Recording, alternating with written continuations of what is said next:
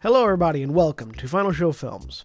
I'm John, your executive producer here, and thanks for tuning in to watch or listen to whatever it is you're about to watch or listen to.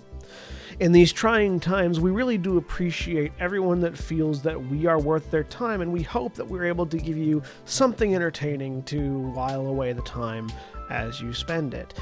We particularly want to thank those of you that feel like we're worth financially contributing to, particularly our $25 and up supporters on Patreon, who are Antitonic, Drevian Alexander, Cat Waterflame, Rowan Parker, and Samantha Bates. Yes, I read that off of a list. Thank you very much for supporting us. I know that in these uncertain times, finances are tough for everybody, so that you're willing to donate to us means a lot to all of us here, and we thank you. That being said, please sit back, relax, and enjoy.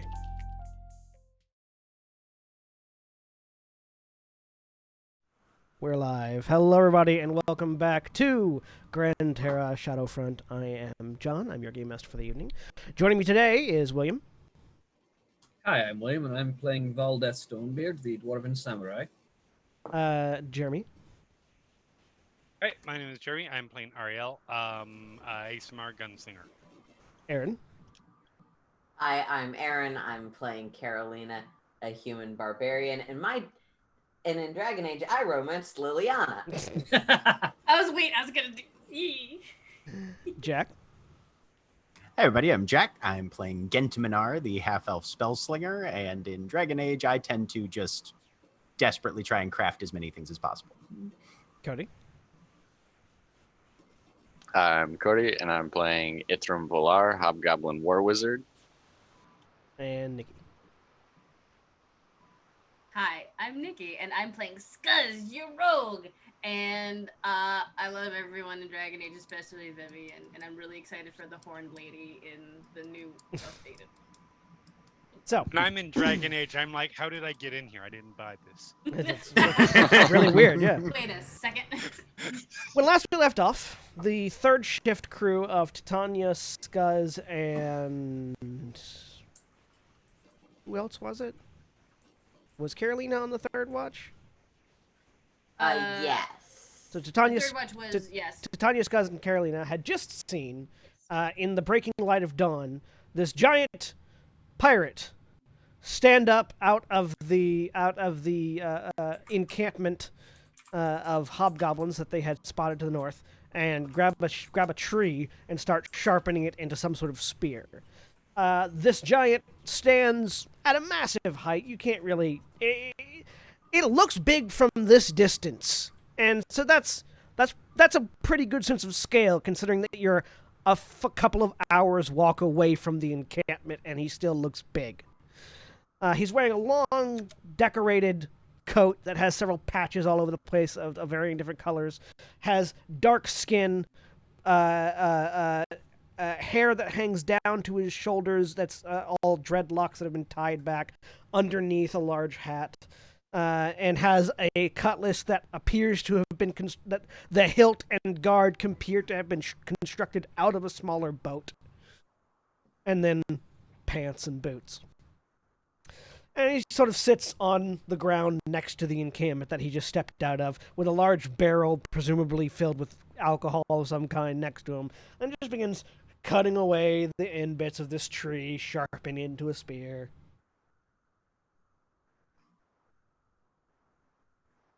Big guy that I saw. Yeah. The cool. How far away is he? Few hours walk. I nuke him. No. With whose nukes? I know a dragon. Anyway, so I shake Carolina, and I'm like, Carolina, there's a really big guy there. Should we go? Should we wake everybody and go? You think the rest is over for those people, or do they still need a few hours before they'll get there? They're pretty close to the end of their long rest, though they all begin to wake up anyways as their and your attention is drawn to Titania, who I'm not going to recreate the noises because they have that sort of adding on effect to other people, but who is retching off to one side. Who is Titania, who is currently being violently sick off to one side. Wakes everyone up. Can I do a medicine check or something? Yeah. I want to see if this is the result of her constant party attitude or if it's actually something to be concerned about. Sure. If nobody else is doing anything, Gent is going to hold hair. Yeah, I mean, Yeah, I'm assuming that the more intimate attending to has people specifically flagged to take care of it. Yep. Yeah. Medicine. I'm good at that because it's wisdom. The opposite, but 15. So, looking at the sign, Titania doesn't look sick. I mean, other than the fact that she is currently being sick. It's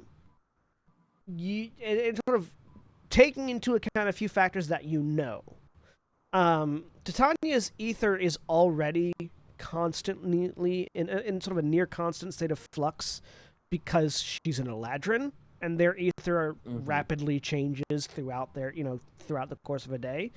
Adding that into the fact that she is a druid who can wild shape, thus adding more fluctuations to their ether, and that she very recently acquired new wild shape abilities that she has been showing off with sort of reckless abandon, you're pretty certain that she is suffering from an ether sickness, which is to say, her ether is completely out of whack and it's causing her to vomit. Okay. All right. I will. First, would shoving my ether in make the problem better or worse? Worse. Okay. Distinctly because I can worse. do that, but I'm not going to do it if it makes things worse. So, somewhat quietly to. I assume Valdeth and Gent have gathered around Titania. yeah. It seems your ether is reacting to the level of change quite poorly. No. I'm fine. Vomiting more. No, you're not, girl. I understand you do not appreciate my concern, but I would very much advise going light on the chaotic transformative magics for a little while. Both those natural to your kind and those natural to your powers. Is this something Gent could make an Arcana check about? Sure. In terms of systematic. Yeah, Okay. Give me an Arcana check. 11. I mean, yeah, like your ether is the thing that makes up your body and your magic, and if it's out of whack, you're gonna be out of whack. So that makes sense. Like, Right. you could probably think about there are probably ways to stabilize her ether faster than just resting, but just resting is like the easiest way for that to happen. If we were in a city, I feel like we could go to someone, but I don't believe any of us have the necessary expertise. Well, there's a city right over there.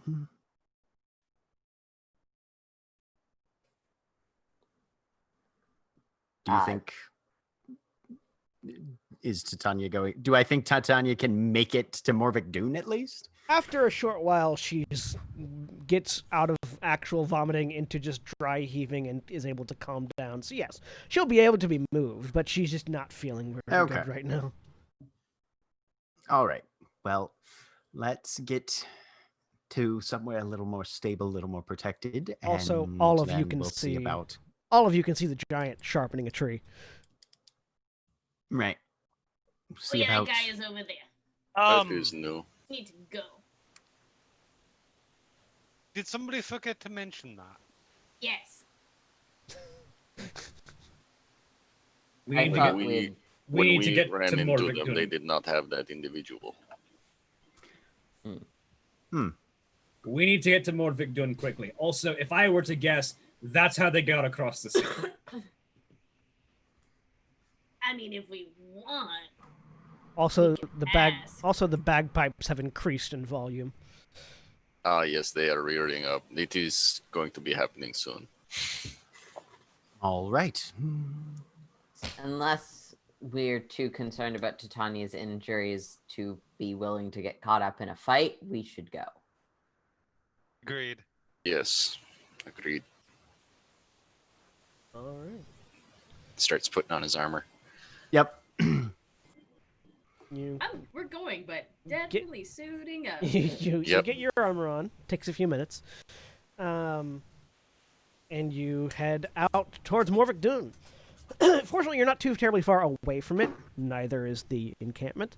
And so you get to a certain point as you're traveling across the grass where you can sort of see the edge of the crater, but can't see what's inside it. And as you get to the edge of this sort of ridge that is above this sunken section of ground, you look down and you see just sort of desolated ground, as if something just ripped a chunk of earth up and threw it somewhere. And in the middle of it is this large stone dwarven fortress. As you see, it's not actually a city. It's a big fortress, but it's not actually a city, from what you can tell looking at it. There are situated around it to the north, south, east, and west 2 towers on each facing, sort of about. Let me take a look real quick. Hang on. They seem relatively close. They look like they're about somewhere around 100 feet out from the walls of the fortress itself. Some sort of like outrigger. Okay, so they're towers. separate Yeah. from the primary structure. Yeah, they're Okay. separate from the primary structure, Mhm. but they are clearly of the same construction. Like the same people built them. And it's sort of situated in the middle of this thing, which, as you are standing at the edge of the as you are standing at the edge of the crater, it's about 200-300 feet away from the edge where you're standing. You can see the towers fairly closely, and the towers can definitely see you. For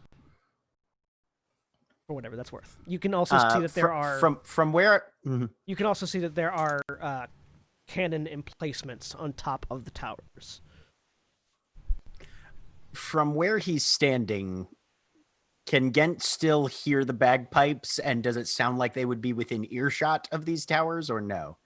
No, you can't hear them anymore now that you've gotten closer to Morvick Dune. Okay. You look back and you can see the giant, though. Right. But we're standing on the. Yeah, you're standing on the ridge. He's much smaller off to the Right. distance too. It's much more easy to not notice him now. Right. Well, we'll have to warn somebody because there's every possibility they might not be aware yet. I feel like they will believe our warning, given they can also see and hear this.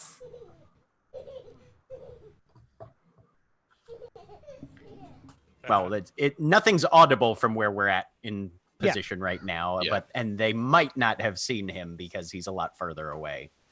But Well, they'll believe our warning because nobility has come to deliver it. Tanya retches over the side of the crater. delivering all sorts of things. There are 3 nobles. Fair one. No, you're not. Gent's not disagreeing with you. It's just. Yeah. No, I was reacting to the GM punctuating my statement. Valdez, does Morvick Dune have any connections with Morn? I don't think so. None at all. Okay. Not a one. So if Titania's not able to speak, you're the only person of high ranking, as far as nobility goes. All right then. Actually, John, does my authority extend out here? Nope. Okay, I thought so. My authority does. Can you know what my authority is based on? Money. I was gonna say this gun money and this gun I found. And this gun. And I'm backing it I up have with the this gun I got. I have the best authority because it's universal. I've got it with this gun that I got from the National Rifle Association. Thank you, Grandpa. National Rifle Association. And we're approaching from the south, so there is a road, right? Not really once you get to the crater. Oh, so the road sort of ends at the crater? Yeah. Is there a gate on this south side at all? Yes, you can see that there's a large gate in the wall. All right. I vote we make directly for the gate, and if they challenge us along the way, otherwise we'll talk to whoever we meet there. And with no objections, he'll just head on out. That's cool. You head in. You can see that there are some dwarves in and around the towers that definitely see you as you approach, but they don't move to like arms or anything because Right. you are a Hang on. you are a small band of adventurers, travelers of some kind that doesn't really pose all that much of a threat to them, and you Doesn't estimate look like we're... you estimate that they get to that figure based on the cannons that you can see emplaced on the towers, and as you get closer to Morvick Dune, you can see that the wall is actually lined with cannons, except for the spot right above the gate where there are 3 very large cauldrons with something boiling inside them. They may already know. Or at least be prepared. You think? As he stated. Anyone Was who's- Gent awake? Was Gent awake for any of Ithram's? Because I feel like I was on watch before Ithram, No, right? yeah, you weren't. Okay, so Gent doesn't know anything about the makeup of this Hobgoblin Legion No. and what their specialties are. Uh, Okay, cool. Though Well, that does, the, having peop- been the on people, watch with Ithram. the people that are native to Taram, or specifically, specifically the city, can make me history checks. Okay. So that's Scuzz, Gent, 27. and that's it. Or an Ariel, I guess.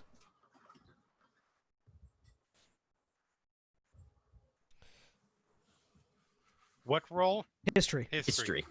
History. I don't know. Oh, good. nothing. I'm so good at this. Uh, Nat 20. No. 8. Called it. Better than No.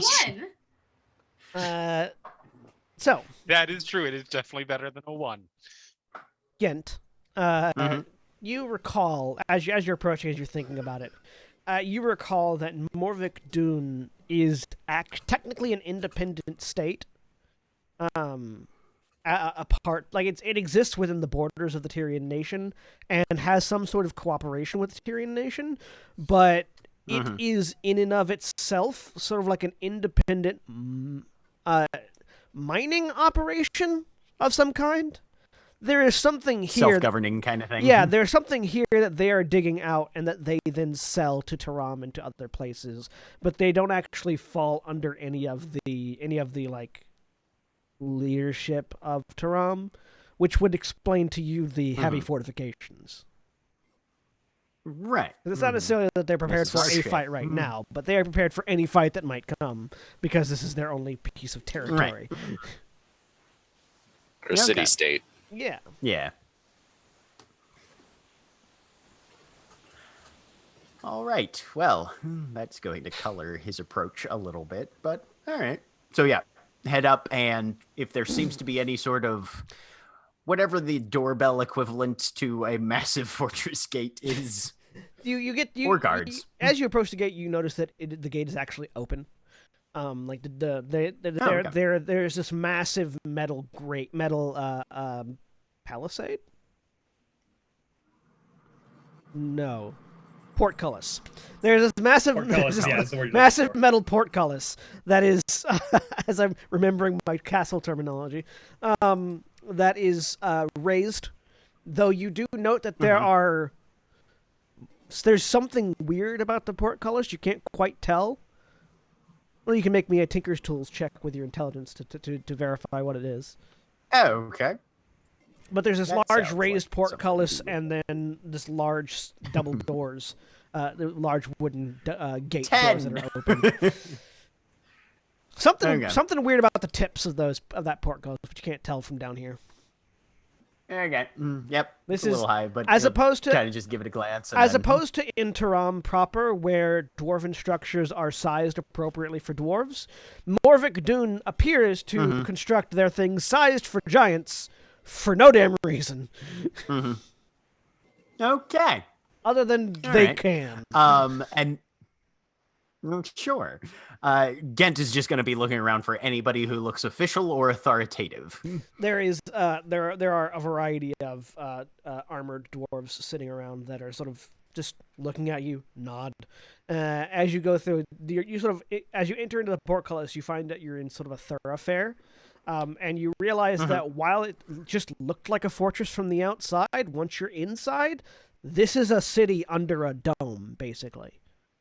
Because as soon as you get through the gates, apartment buildings, signs for market stalls and taverns and inns, and all manner of construction, all circling around a central dome in the middle that has what seems like various levels of construction equipment attached to it.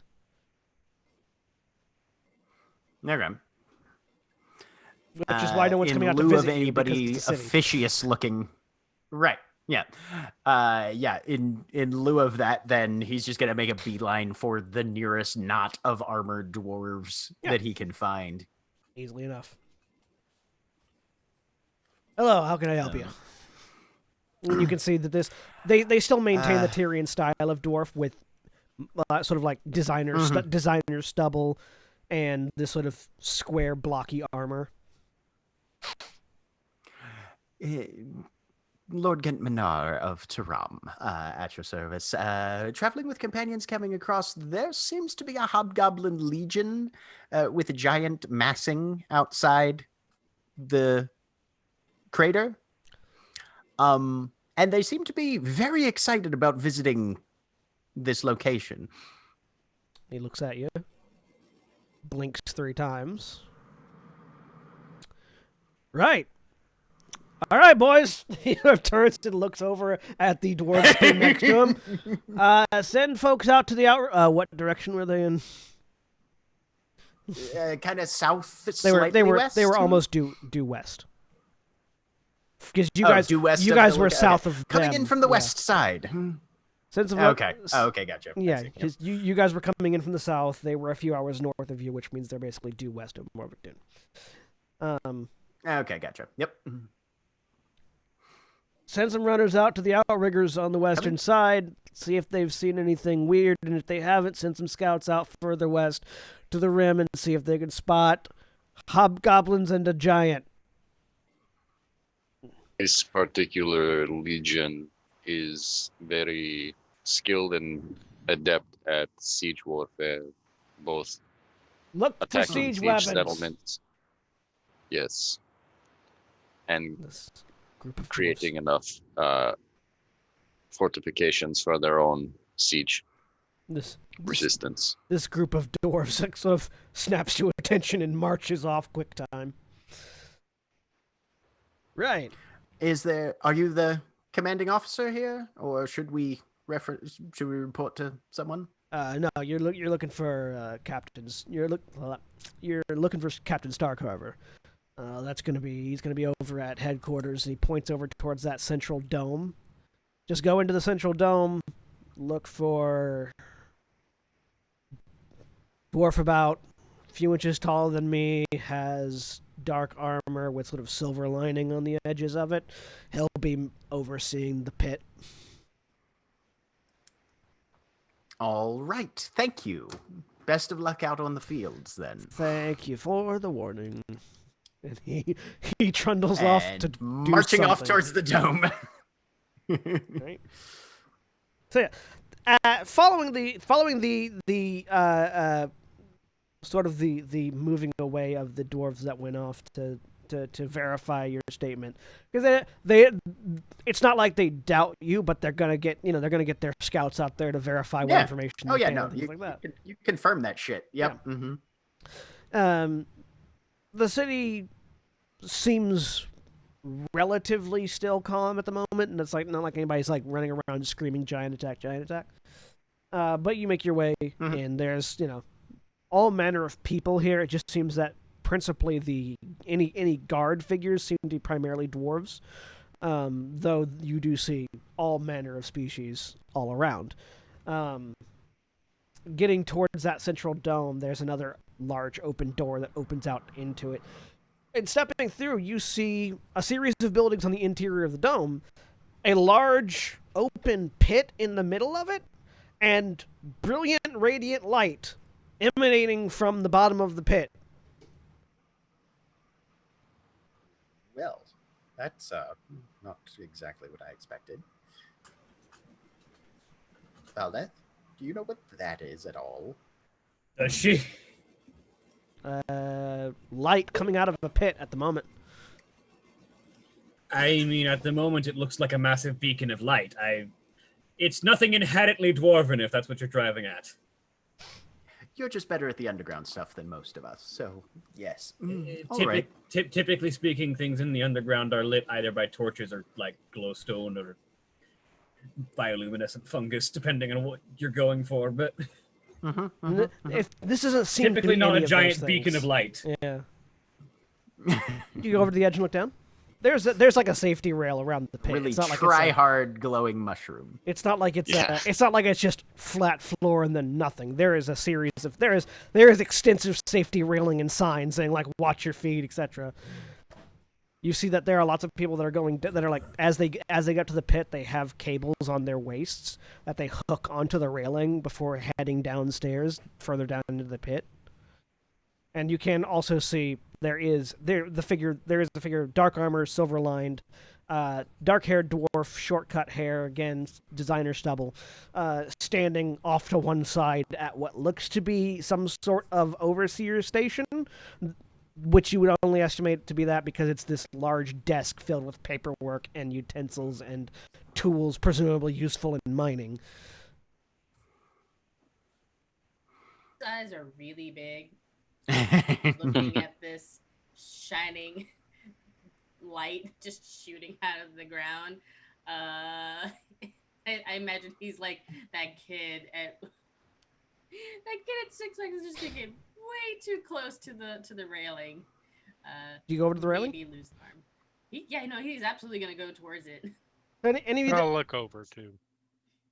any of you that go over to the railing and look down, you see far, far below, there is this massive stone of some kind. Only a small percentage of it is visible. Like you can tell this thing goes deeper into the ground than has been uncovered around it. It seems to be made of some sort of brilliant white silver material that is giving off this ambient, radiant light. That's where the light's coming from. Figured it out. You're gonna want to put these That on. kind of leans over. A voice from your elbow goes, "You're gonna want to put these on before you stare at it too long." And you see this. You see a Gus turns and his eyes are just super dilated. there is another dwarf. This one wearing what looks to be miner's gear and holding a platter of sunglasses. Valdeth kind of leans over to Gent and just kind of says, you might have misplaced your idea of where the armadillo is. Actually, Scuzz wouldn't take those glasses because they're probably meant for dwarf faces. And Scuzz has a weird football head, so he puts his goggles on.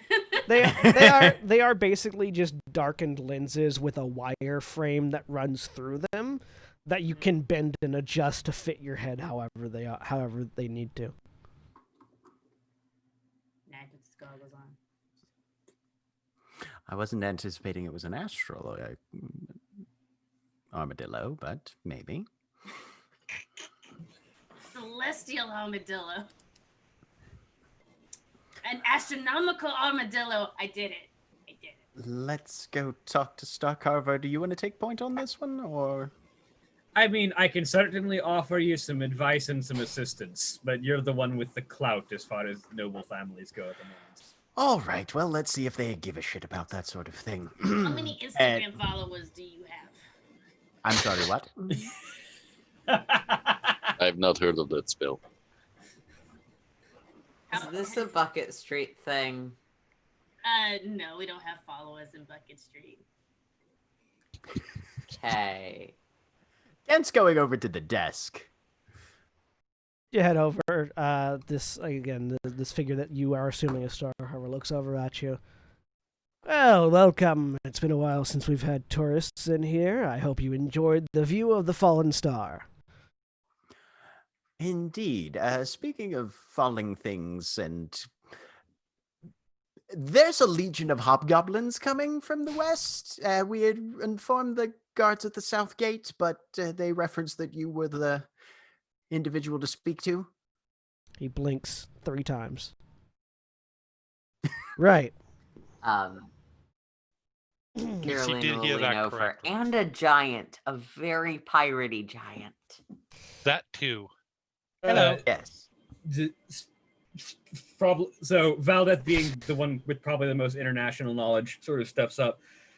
Legion of Hobgoblins, probably according to our Hobgoblin friend, probably from Desolation, being led by what looks to be a Valkati giant.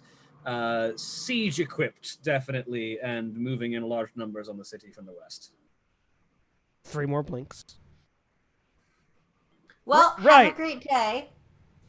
I'm Malik Starcarver. I'm the overseer here at Morvick Dune, and you all are? The Steelhearts. Griffin Company from Taram, I guess. Mhm. Yes, indeed, sir. All right. Well, I assume our men have already gone out to scout, because that would be the standard operating, and I don't train idiots for my guard. So, do you want to make some money? Always. That is why we're here. That is part of what we do. Well, Morvick Dune is as you may have noticed on the way in, pretty sturdy fortress. We designed it that way. The thumbs over towards the bright glowing light. When you have something this precious a resource, you don't want people to just easily be able to come in and get it. What we don't have a lot of is natural supplies. We tend to do a lot of trading from Taram, and our supply caravan is late. So, Which means a siege will be bad for you. yeah. Very bad. So a couple of things I could use a Griffin for. If you guys are confident in your ability to kill a armed encampment full of hobgoblins and giants, then we could pay you to go take them out, but that seems like it's probably not a thing you can do, otherwise you wouldn't be warning us. So either you can take the place of some of our guards who can go secure a caravan of supplies from Taram, or you could go to Taram yourselves and secure us a caravan of supplies. Which would you rather do?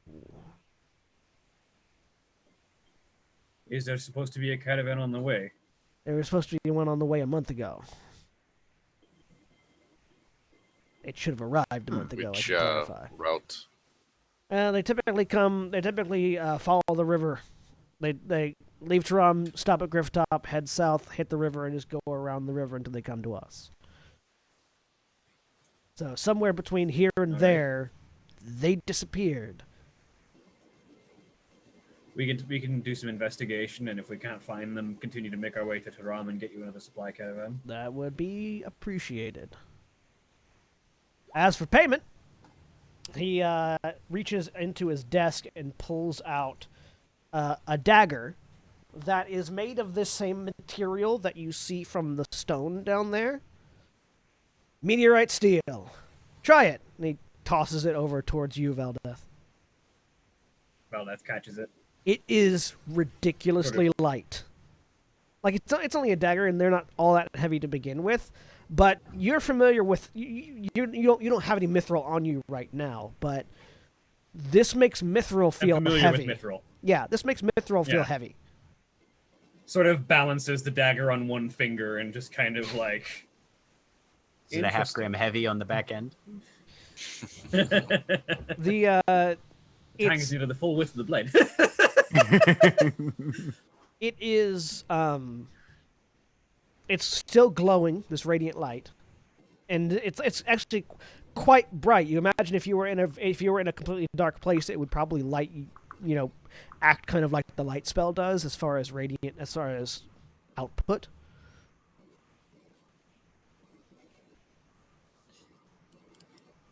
Interesting.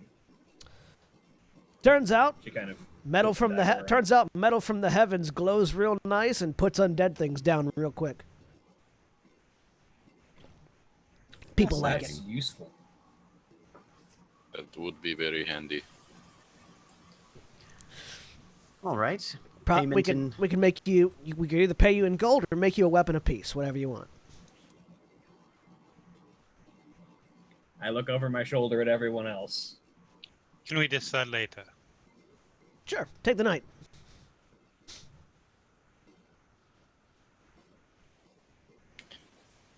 She hands the dagger right. back. He takes it, puts it back in the desk. Let me know what you want before you head out. Just because if you want us to forge something, it's going to take us a while to get it made. Fair. Excellent. All right. The material doesn't work easy. Mm-hmm. Let us convene and discuss, and we'll get back to you. Yep. In the meantime, I've got a siege to prepare for, apparently. And he sort of grabs a set of documents, opens a drawer, dumps them in, closes it, opens a different drawer, picks up a different book, puts it on the desk, flips it open, and starts looking at what apparently is some sort of manifest. And this particular legion specializes in siege warfare as well. So Well, we're I've good. told at that to listening. your down below. So Thank you. Once we're out, I just look over and I'm like, I just have to say I appreciate the fact that I appreciate the fact that he assumed that we didn't take out the giant and hobgoblins because we couldn't, because if we could we would have done it, when it's more likely that if we could we would have come here and told him so we could have gotten paid doing it. It's nice to be assumed to have some level of ethics for a change. That's still Well, we are ethical. griffins. If we could, we would have gone in saying, how much are you going to pay us to do this thing that we know you want done? It's still entirely ethical to do it that way. But anyway, thoughts on weapons versus gold? Because If it they- depends on the weapon. I mean, I am currently fairly well weaponed out myself. Same. The setup. I would be I much more have- inclined towards gold for research and spell components for myself. But if others, I'm want assuming it weapons, could be.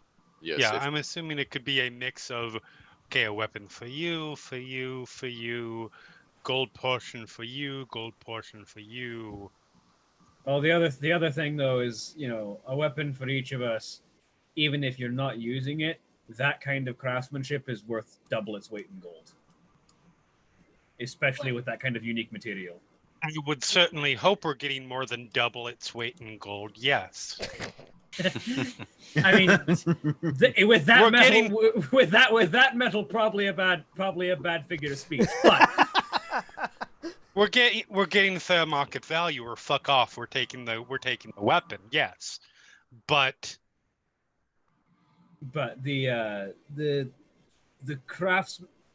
the craftsmanship of that equipment and the rarity of that material makes it a seller's market as far as getting money for that kind of equipment. If you can't find meteorite steel, you can name a price for it when you sell it. a lot of hassle though for having money in my hand. I assume it's the sort of thing that only tunes itself to melee weapons. Do I think that kind of metal can be made into effective, ranged equipment, or Probably bullets. No. probably ammunition? I doubt That's it would have a very significant. limited resource. Yeah. Yeah, I doubt it would have a significant effect on weapons made of it. Because, But to my recollection, the one place where we do need a weapon is needs an alternate gun that doesn't require blood sacrifice. This to be magical. Again, holds up his arm, which, while freshly scarred, is definitely not bleeding or anything. I'm fine. I'm still making you a very particular set of. Well, if it was the sort of thing that Handguards. could be done in armor, yes, of course. But I think that they offered weapons because this sort of thing is. Well, most people don't want to wander around blazing like the sun. Mhm. What are you talking about? That sounds awesome. I'm going to find you It has some its drawbacks. metal. I'm gonna make you something for that. But yeah. Rogue walks Only in, vaguely tries to troubled that our summon the rogue rest. thinks that turning into a spotlight would be a good strategy. Not a good strategy, just fun. Fair. But anyway, But I mean, if we get the weapon and then we put it in Ithram's weapon hole, then I wouldn't be a spotlight, and then I could just get it out later. do I have a rough idea of what kind of mechanical properties that material provides? You can give me a Smith's tools with Smith's intelligence. tools with intelligence, yeah, and your stone cunning would apply. Right, that Nikki. Fortunately, I already have expertise. Weapon So hole. Yeah. When Scuzz says that, Ithram did giggle. He's like, I have an inspiration. I'll roll again, Mhm. just because I want to know.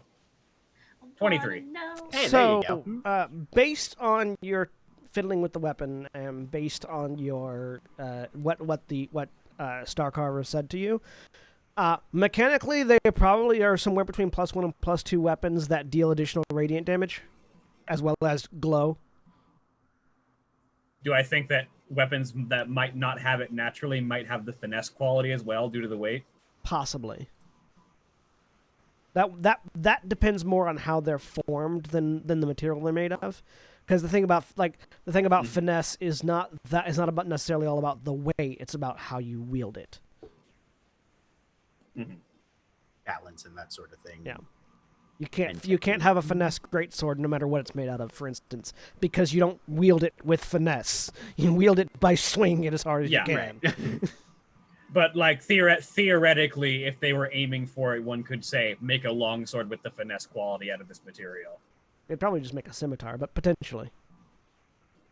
Yeah, but Put someone to come in with a hand axe. Just. I mean, you know that Gent uses hand axes. So Yeah. the thing about a finesse hand axe is you're basically like axe juggling, just the fucking twirling it around and spinning axes. Oh my god. and I mean, You imagine that any weapon that is light already could definitely have the finesse property applied to it if it doesn't already. Bigger than that, again, that comes down to how you use it. And the problem with long swords is that the reason why their versatility makes it hard to make them finesse normally. Mhm. Magically, whatever, but this kind of magic doesn't apply to that. So Valda sort of like explains that across the board as to what the weapons would theoretically be capable of. Jeremy? ultimately, I'm fairly sure, like I said, we can each be, they're not going to be like, we can have a combination. Each person gets a certain allotment of money. So it comes down to each person individually if they want a weapon or not, right? Mm-hmm. I myself am leaning towards a weapon just because that'll free up one of Catalina's infusions of ether Yeah. from my own greatsword. I'm definitely leaning monetary value. If Ithram Probably is the willing same. to perpetuate this, Hence tail. What do you say? Dent temporarily into Tabaxi. A wild kraken appears. It's just the tentacle. No, it's Arms of Hadar. Which one is it that has Yeah. tentacles? Yep. Ah, that's what I should okay, make I my need cat. to play a warlock whose Arms of Hadar is just a lot of kittens. Look, That got they're me very excited. cute, but they can also be scratchy. The archfey of cuteness patron. I think there is an actual patron that is like small animal, like a cluster of small animals. I'm gonna have to look that up. I need this. Anyways, I like weapons. So I'm inclined to go that route. I didn't spend much of my pay for our expedition, so I can pay my my cut of the housing fees for next month out of that. I've got armor to sell, so I'll probably be able to make a decent chunk of change off of selling that. So I'm not too worried about the money. All right, so let's have a show of hands on weapons then. Carolina, Valdeth, Scuzz. Money is for purchasing weapons. If you're gonna give me the weapon and to start, I'll take it. Ithram? If I would appreciate the great axe from this material, but I'm sure they could. Yes, the more we have spoken of it, the more ideas I've gotten in my head. But I'm also in desperate need for spellcasting components and such to transcribe spells. I right now am leaning more towards the money, but if we sell the demon armor for a significant amount, perhaps I could be able to use a bit of that.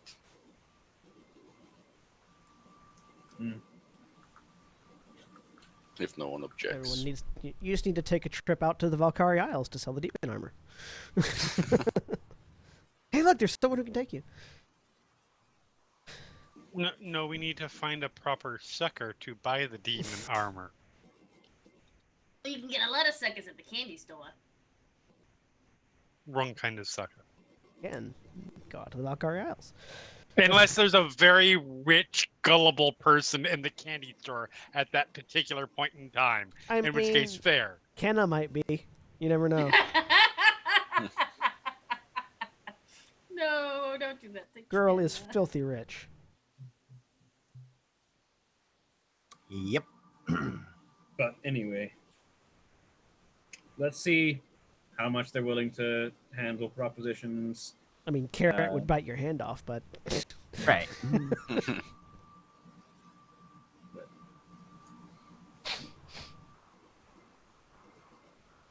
So, 3 weapons. 2 for gold. 3 weapons. And then 3 gold. Gent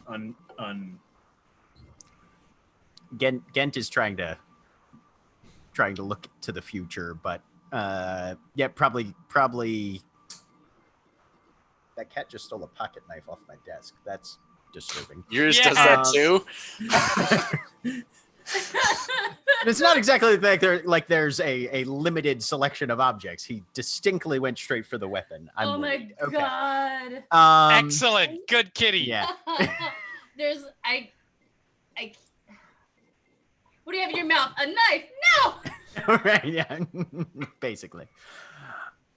Gen's probably gonna fall down on the currency side of the discussion. So Titania wants the sickle.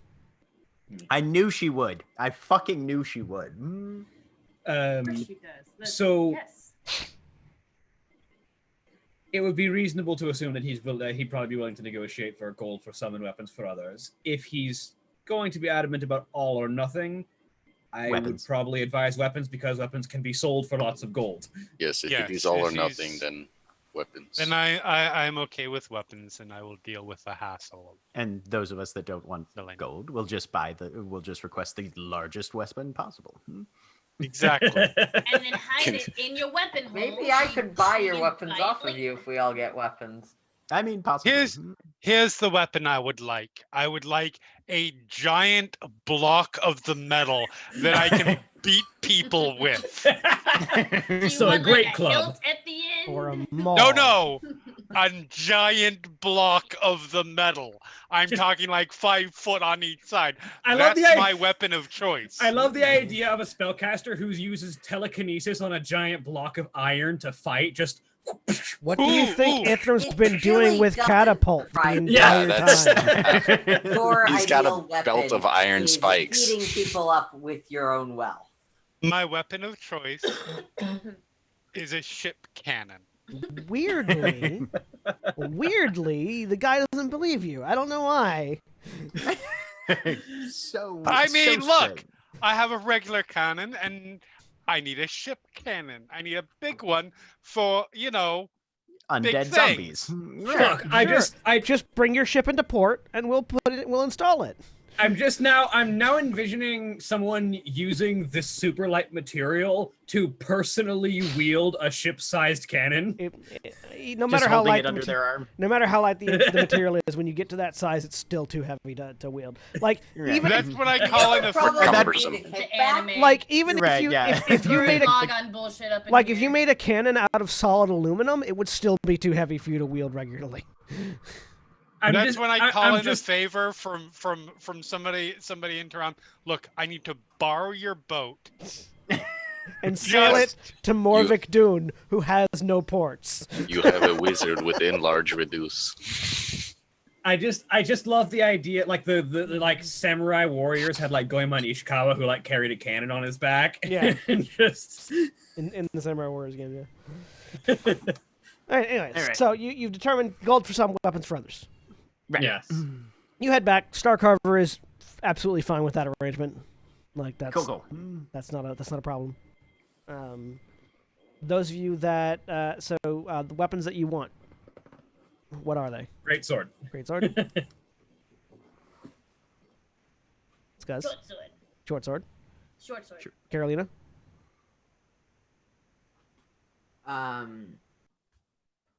Oh, jeez, I didn't think about this. I don't have a.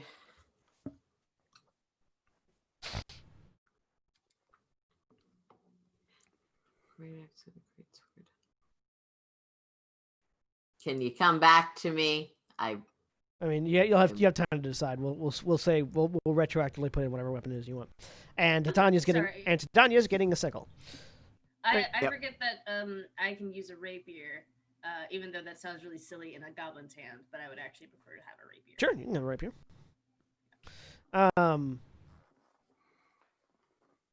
It'll take us a few days to put the weapons together. We'll have your gold when you come to pick up the weapons. And then Excellent. So I'll take a warhammer because I don't have one. a warhammer or a mole. Maul's the two-handed version. Maul's the two-handed heavy version. Yeah, it's a great sword, but does. I'm bludgeoning gonna go damage, with the basically. versatile one. Okay, cool. Warhammer. Warhammer it is. Yeah, and they can make you a warhammer, certainly. Those can be thrown. You can put the returning property on that. Ooh. I could. I don't actually have that infusion right now, but I mean, theoretically, if you take the what is it from the Tal'Dorei book, the thrown weapon expert, you could theoretically throw the maul too. Fucking hammer throw them all. yeah, Yeah. I don't think you can combine thrown weapon expert and a infusion that requires the property, but Yeah. Anyways. So you place your orders. Are you staying the night here, or are you staying the night to wait and see what happens with the siege, or are you heading out now? Yen's going to recommend heading out now Yeah, because then you Valdez- don't have to worry about breaking through maybe a part of a fucking siege. Yeah, Valus would also recommend we Yeah. go now. Fortunately, Yeah. you'll be exiting out the eastern gate, which is the opposite side of the city from the approaching army. look, my medieval history is not great, but if you don't block both gates, your siege sucks. No, that's fair. I mean, this is valid. That's fair. Like, We're going to pretty besiege sure this that's the place. Should we thing. block the back door? No, that's fine. There are and there are also four gates in the city. So Mm-hmm. one Yep. north, south, east, west. yeah. And we're moving. As you head out the Oh, eastern gate, Yeah. Yeah, what? Nope. Keep going. Okay. As you head out the eastern gate, you do hear the sound of cannon fire from the west. It seems like the battle has, or the initial engagement has begun. Shoot as many of them down before they get into position as you can. And you head up the road. By the time you get to the far edge of the ridge, you can see this mass of red figures swarming from the east, actually coming around to the north and west side, pulling along with them what seem to be siege towers, catapults, trebuchets, battering rams. Several of them are using several of them are using the siege towers as a defensive bulwark rather than a ladder to get on top of the palisades. So that as cannon fire is raining down into the oncoming forces, they're actually slamming into the siege towers rather than the things behind them. And as they circle north and south, you see the cannon fire on those walls and those outrigger towers firing as well. It looks like probably within an hour or so they'll have the place surrounded with siege weaponry. You know, the fact that this is so close proximity to those woodlands means that even with the destruction of military materiel, these hobgoblins are not going to be hurting for supplies to replace whatever engines the dwarves managed to destroy. So, yeah, this is a really shitty situation for Morvadoon. Just no, they picked a advantageous area to stage next to. This is what they do. It took us quite a while to drive them out of Desolation. In Desolation, they had less supplies. Yes, it was easier. It was easier since there was not so many abundance of trees. Well, then it's a good thing we're leaving, aren't we? And the trees Yes. that you have access to in Desolation are where the Dark Elves live. Yep. And they don't like you fucking with their trees. Most people that live in forests don't like when their forest is fucked with. No, it's not. We need Funny how that works. Yeah. All right, well, let's keep an eye out for a lost, ambushed, broken down, or otherwise destroyed caravan and see if we can't recover something. You do recall, Ithram, just thinking about it casually as you're talking about it, you do recall one time where you found a stake pounder scout that was like bulbous with spider eggs on the edge of a forest. Like they were carrying. Like Or they were they like they were a new nest for spider carrying eggs. is a way to term it. Yeah. Right. Yeah. Carrying that's is what one way to describe I it. was- Yeah. Yeah. That image pops up in his head, and everybody just sees him kind of shiver for a second. He just continues walking. like those bears in Hillsbred foothills. You know? Yeah. But you get up the ridge and on the road, well ahead of the encroaching stake pounders. So the road takes you up to the river. It's going to take you another day to get there. Titania is not feeling well enough to lead the way, so who would like to lead the way up the road? My survival mod is a 1. I'm It's a not road. wise. I can.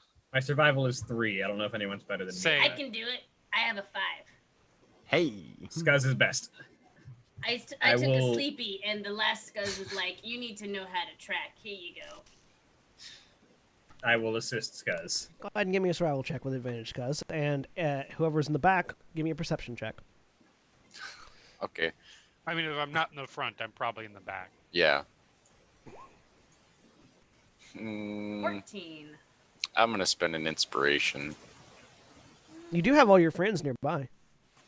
I know, but I want to save that for something funny and useless. Always a valid choice. I choose 15. to use a point of inspiration. Do you have any Better inspiration? than my 8 with a +6. Do you have any inspiration, Jeremy? I do, but I am not using it now. Okay. Oh, For the go same reason Scuzz. that I'm not using my saving face. So you're not using you're not making survival rolls to find a road because the road is very clear and apparent and well worn. What you are doing, because as you're leading the group, is keeping an eye out for signs of any sort of caravan passing activity or anything like that. By the end of the day, you have seen no sign of any wagons coming to or from Morvick Dune in this area. Ithram and Ariel keeping an eye out at the back. You're also not seeing much in the way of activity on the plains around you to the north and south. Ithram, you do see some amount of wildlife, sort of like amidst the tall grass and around the scattered the scattered trees that there are dotting the landscape.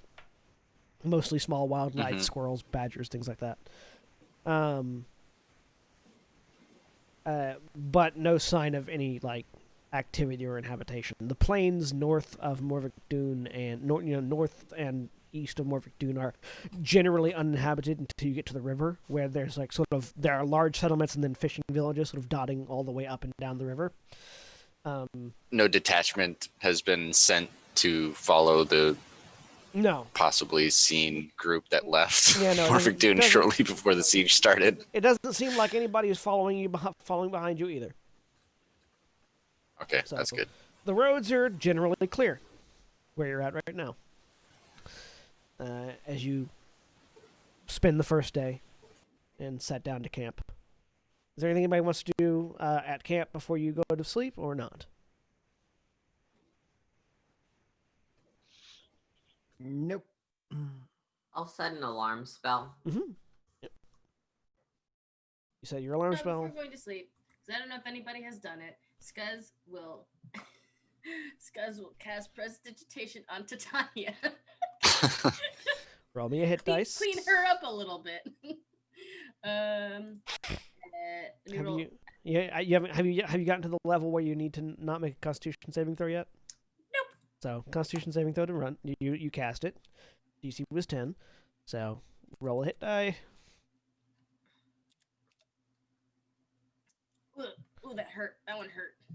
And you gain a level of exhaustion, which is going to go away since you take a long rest, so you don't need to worry about adding it right now. Yes. That's what I did before I went to sleep. Prestidigitation. Nosebleed. Clean up Titania. Just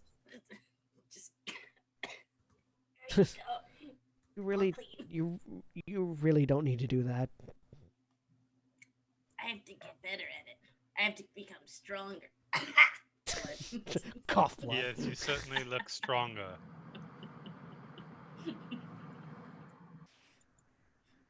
Ithram has a mini This is- second where he's like, "Oh shit, Scuzz got into this, into his spell book and tried casting the hold person spell." This is how Scuzz dies. Not in battle or from a failed plan, but from casting Prestidigitation. Either presentation or mage hand. Yep. One or the other. All right. You rest for the evening. You take your various watches. Nothing spectacular happens, though. There is this sort of constant combining sounds of cannon fire, trebuchet fire, war cries, and bagpipes, sort of echoing from the area around Morvick Dune. Weirdly, the bagpipes are enhanced by the sounds of battle. Like, it actually sounds better, punctuated with cannon fire and trebuchets. Yeah, it's the 1812 overture. Carolina still thinks the bagpipe On music bagpipes. is excellent and totally. And now you think it's Not even better. Hell yeah. Yeah. Now it's got a beat and everything. But you get your long rest. Throughout the night, the fighting continues. It's still going when you wake up. And you continue on. Go ahead and give me another survival check, Skuz, and perception check, Ithram and Ariel. That's just still assisting Scuzz. So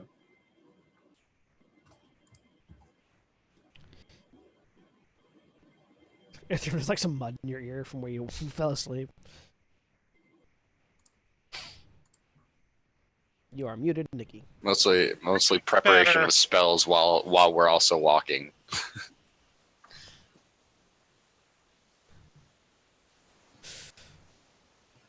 All right.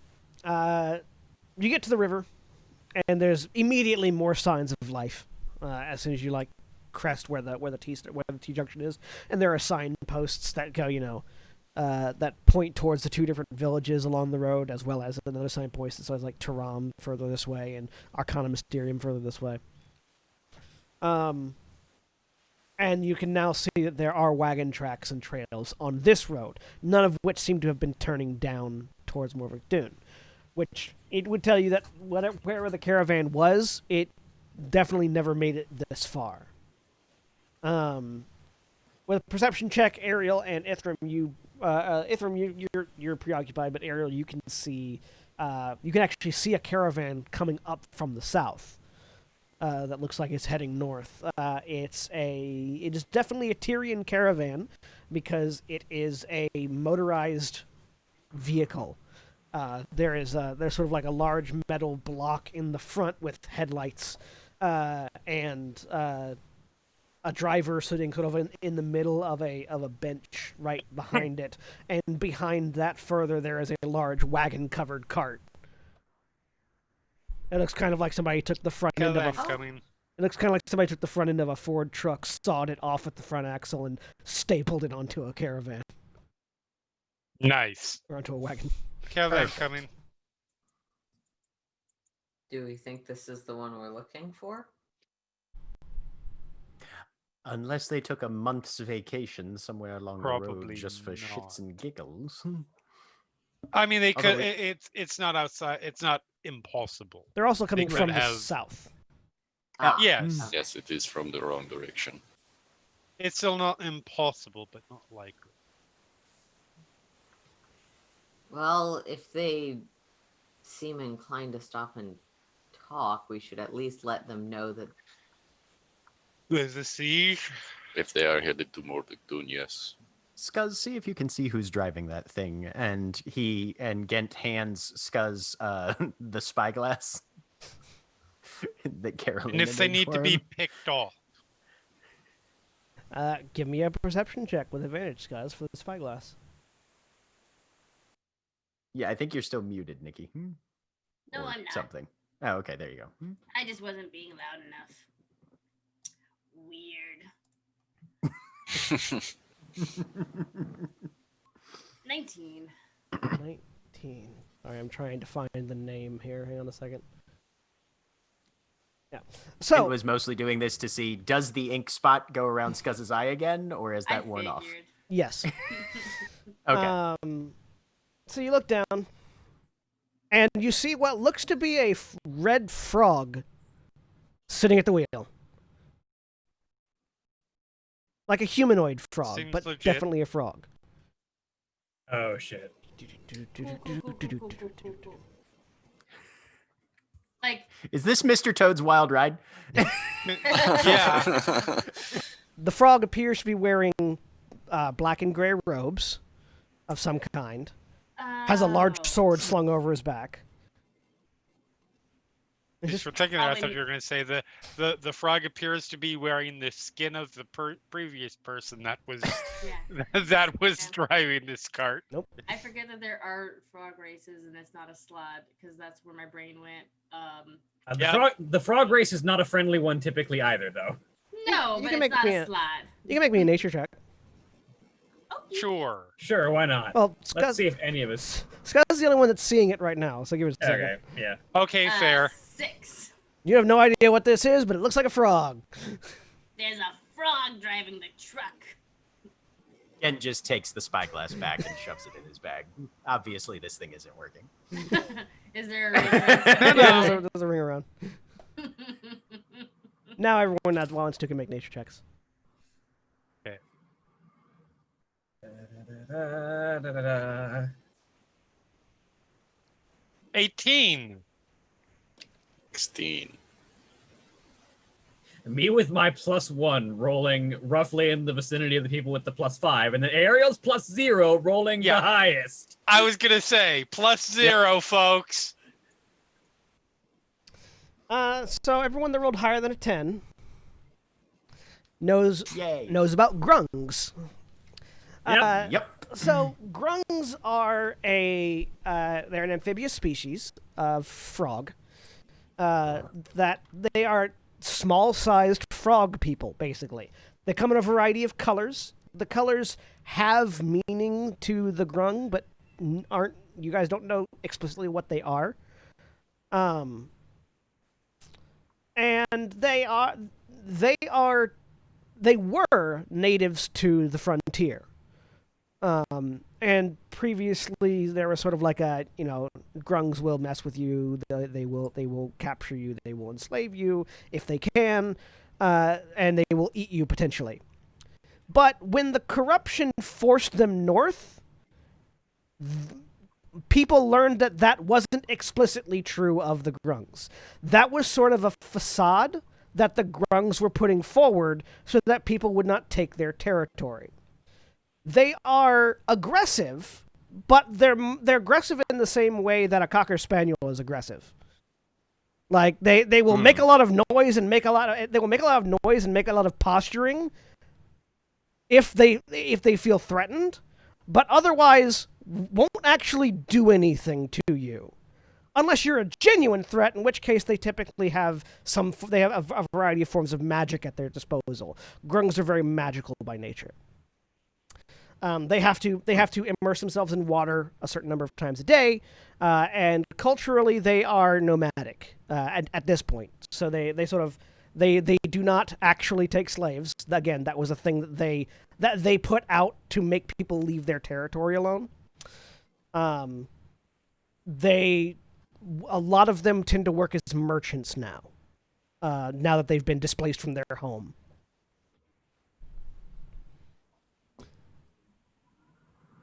So that's what those of you know. Those of you that rolled higher than a 10 know.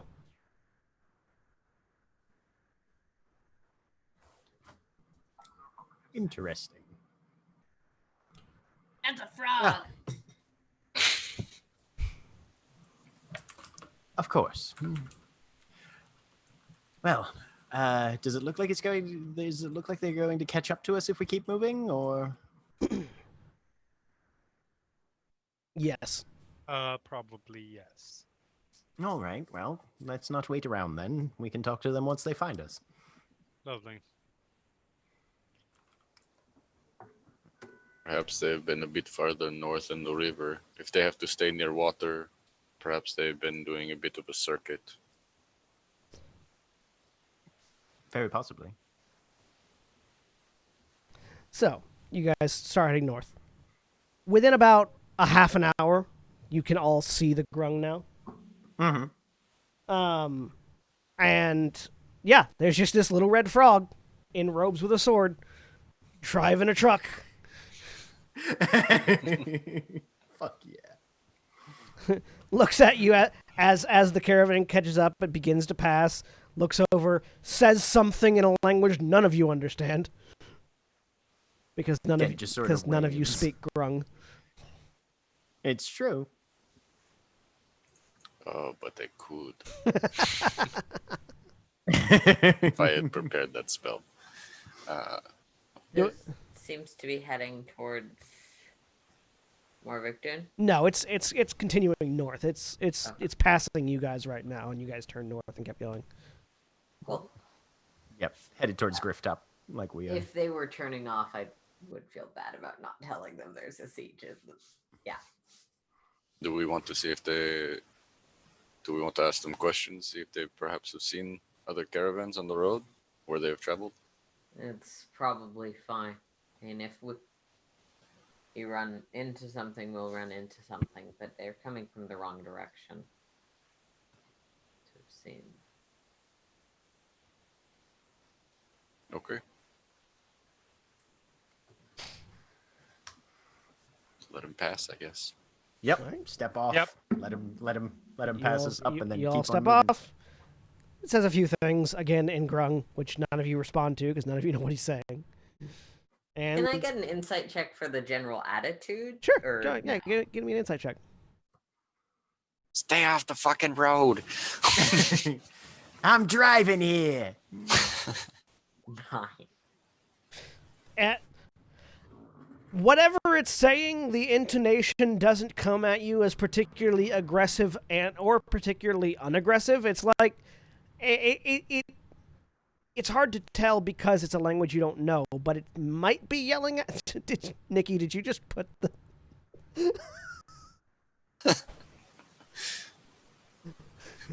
I completely missed whatever just happened. Look at Nikki's face. Yep. Oh, okay. Yeah. Spyglass. I get into character. That's amazing. That's great. Like, Proud of you. yeah, it's saying something you can't tell necessarily what the volume it is intending it to be at is. It's loud, but it's like loud in the same way frogs ribbiting is loud. So it's like, Yeah. Also, he's on a cart, and usually if you're on a cart, you'd be loud. oh yeah, and the cart, Okay, like the cool. the mechanized caravan itself is also loud. So Yeah. But yeah, the grung grungs at you and continues on his way. Is the back of it covered? Yes. Can we see what they're hauling? No, there's a flap and everything. Unless you want to sneak up behind it and peek in the flap. I don't run that fast. I do. The caravan isn't moving that fast. It's moving faster than you guys are walking, but you could run and catch up to it. Like, Yeah, Doesn't do no. it. give me a stealth check, Scuzz. Scuzz Naruto runs up to the caravan. 30. All right, the grung does not notice you. Oh dear. I don't think anybody of us no. realized where Scuzz went. No, none of you do. What is it? What'd you roll? A 30. 30. 30? Oh yeah, nope, I you're almost- good. Yeah. All right, so yeah, Scuzz, you Naruto run up to the back of the caravan and hop inside. This can only end in tragedy. Inside there are several barrels and crates. The crates are empty. The barrels seem like they might be empty too, but they have all been tapped, so.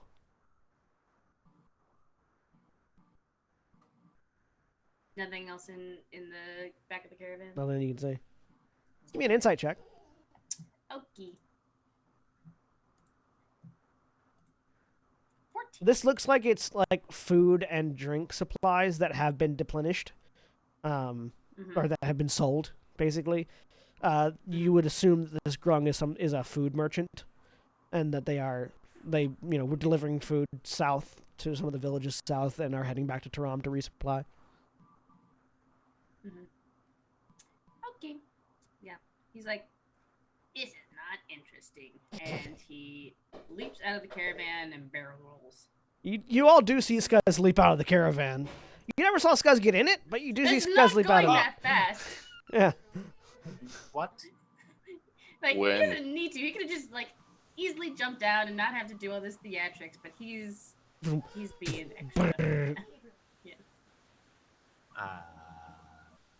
Don't know what else I expected. Runs back up. Right? It's just food and crate barrels back there. Sounds And they were like, right. empty. Oh. Well, now we Good know. to So know. not the sort of cargo one would say, hey, could you take a quick left turn and stop off at Morvadoon and get them resupplied a bit? Doesn't mean he's not carrying anything though. So. Well, onward we go, I suppose. All right. Unless anybody says anything else, you continue walking behind the grung, Hmm. who gradually outpaces you if you're not Mhm. trying to keep up, and eventually disappears over the horizon. Just It's this. healthy jog next to the cart. You continue on. Go ahead and give me another survival check, Scuzz. I'm just gonna assume that unless William says otherwise, Balduff is assist. Yes, I will continue to assist.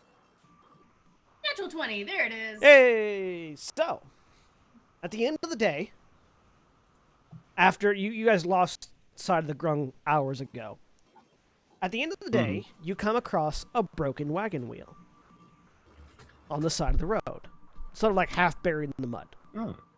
And Scuzz, you recognize this wagon wheel as belonging to the caravan that Gran was driving. Oh my god! It's What? a wheel. That was Yes. on. I noticed. It was on the cart that the Grun was driving. How he lost it, I do not know. Wait. You say it's just buried in the mud? Sort of half buried in the mud, yeah. Does Gen's this gonna look like around for the rest Are of there it. tracks? Are there tracks of the thing continuing on, considering that it's mud? No, not that you can see, no. The wheel, for you fuck's look at the wheels, at the wheel tracks, and they just stop, except for this one that's sort of stuck in the mud off to one side. Oh, bloody hell. All right, fine. Carolina? I'm walking over. If this is buried, does it seem like magic or some sort of creature could have pulled it off and derailed it, or just that it might have fallen off the road and happened to end up in lots of mud? Give me a nature check. Or a survival check, one of the two. Can I please do nature? Yeah, one of the two. Like I said, either or. That's much better. This looks like it got rammed into the ground by something heavy dropping onto the cart, and that broke the wheel off the axle, and that's how it got buried. Okay, so there's not like I grab pull out a pole or something, and like thinking it doesn't like go all the way to all the way down. No, it does not. Like, you stick something, you can walk in the mud. We found quicksand. Quick mud. It's a thing. Quicksand can be mud. Yep. But this does not appear to be the case. Okay. Where's the Looks rest? over at our druid. Yeah. Not a good time for that. Druid, not feeling well, still. Does anybody know what creatures call these areas home? With my 22, do I? Mostly like small wildlife that lives on plains, like nothing particularly large that you can think of. Rabbits, foxes, badgers, Yeah. mice, squirrels. Survival roll for possible known dangers in this area. Sure. And perception check, Gent, if you want to look around for That the rest of the cart. baboon that you notice. 21. Okay. 10. I'm rolling like ass. The only real dangers in this particular area that you're aware of are something coming up the river, potentially, though this doesn't look like that. Right. Bandits, Right. which would typically leave tracks. And angering the badgers. That's pretty much it. Fair.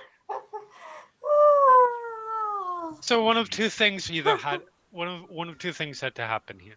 Either something enormous with a very large gate came by and smashed the cart, picked up the majority of it, and carried it off. And I don't see any large footprints anywhere. Or something was dropped on it, and then, or whether it was dropped on it or not, it just appears that it was dropped on it. Something flew in, grabbed them, and flew off. There's no way you're dragging a cart that size Yes. without some kind of tracks. Unless you're specifically using track erasing magic. Possibly, yes. Though I think you're right about likelihoods. It's got to If be this large. guy, How far ahead? How far ahead was the cart to us at that point? Estimate Out of based sight. on speed Like, and Out of sight, but based on speed, probably if it had continued at the point where you estimate it got whatever happened to it, it was far enough away Right. that you couldn't see or hear anything, had to have been A few miles. So a matter of not a horrible time frame. No, would have had to have been at the most an hour ago. Okay. Yeah. I'm gonna go high and see what's going on. And I boom Angel wings. and Limits on how often I can use. go up and see if I can get just an go up, as high as I'm gonna be able to. No, there are no limits on how often you can use that, Aaron. Go ahead and give me a perception check. Also for the 10 and 8 from Gent and Scuzz, you're seeing no trace whatsoever of the rest of this cart. The wheel's the only thing left. There's some bits of splintering around the wheel where it broke, but that's about it. I will use inspiration on this. Okay, so with advantage. To 20. 20. Looking around, you don't see any footprints on the ground. Any large footprints that would, have been able to scoop this up. So it's definitely, if it was something that wasn't using magic, something flew in and grabbed it. You look around, and you don't see any place nearby that would serve as a nest. So something probably big that could fly a fair distance before it needed to land. I mean, it had to have been big already to pick up the caravan, but also that has a very wide hunting radius. So, yeah, to your mind, I don't see any rocks flying through the air currently. No. So it's like, to your mind, a rock, potentially, though you're not seeing any. Right. A dragon. Right. Or a wyvern are probably the three most likely candidates. A wyvern would probably have trouble with a cart of that size, though, wouldn't it? Depending on the size of the wyvern. Just carrying it off? Yeah. If it was a large enough wyvern, it could do it with one, but you do know wyverns are pack beasts. So two of them could very easily have just caught it up.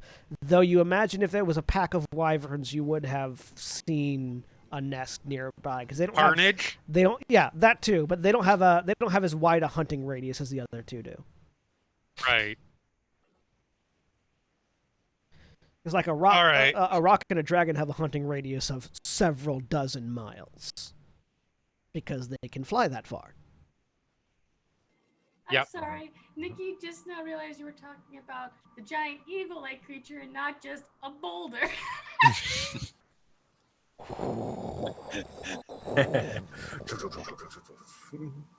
You see, Dwayne Johnson. That Billy Broken add a letter to a word spell.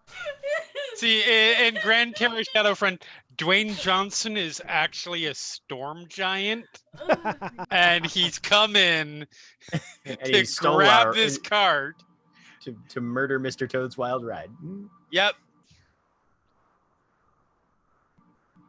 Yeah, I will whoosh, swoop down, gracefully land. Well, it's not. There are no signs anywhere that there was any sort of absconding.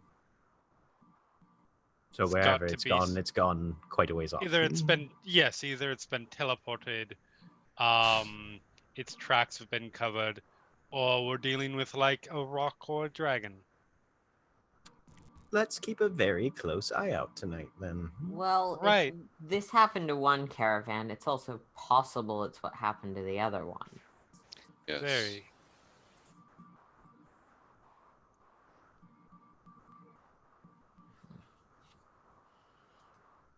Well, I had the original idea of perhaps hitching a ride with the gentleman, given that he was faster than us, but now I'm rather glad we didn't try and stop him and ask. I'm almost sad we didn't. Because then we'd know where they are. I mean, that's true as well. Besides, getting carried away by a dragon doesn't sound like It sounds like a little bit of fun. A lot of fun. Definitely exciting. If I don't die afterwards.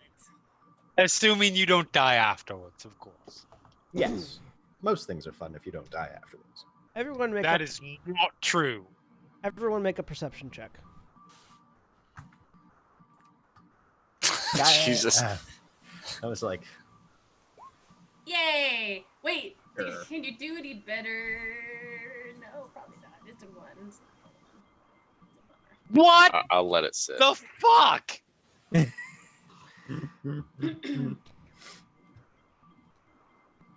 it's a good thing Scuzz and Valdeth are here. Ariel's distracted because it's Esme Ariel. Yeah, exactly. She's busy checking out all of her companions as normal. So Valdeth, Carolina, and Scuzz, and Ghent, because it's not that hard to hear this. You hear the sound of something diving through the air. Oh, fuck. I am going to activate my Dracolich Spine Blade. then. Man, I wish I had Ghent- stayed airborne for about 30 seconds longer. Ghent Incoming. is yelling duck and grabbing whoever's closest and just diving off to the side to Yeah. the ground. You Val- dive off Val- to the side. Valdeth activates the Eldritch Claw tattoo. You dive off to the side. You Carolina. You stab yourself with the sword. Wings pop out. Skull open. Ghent, right in front of you. There is a loud boom, and the ground sinks Oh, fuck. as a dragon's claw is in the mud right in front of you. We're fighting a goddamn dragon. You look up. None of you have ever Yup. met a dragon in person, but you've seen tales. You've heard tales and you've seen depictions in this current Other life. scuzzies have met dragons. In this current life, and you've all seen the Clockwork Dragon, or most of you have seen the Clockwork Dragon that somebody was making. Mhm. This Yeah. is a brass dragon, or this is a brass dragon that makes that Clockwork Dragon look like a toy, as far as size goes. And it sinks into the ground as it lands heavy with all four claws on the ground. And as many of you sort of Stunning. ready weapons and sort of like react. Hold your weapons. This deep booming bass comes out of the dragon's maw. I'm not here to hunt you.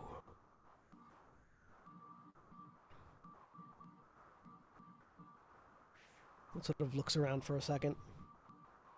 Valdeth still with great sword sort of held in front of her. All right.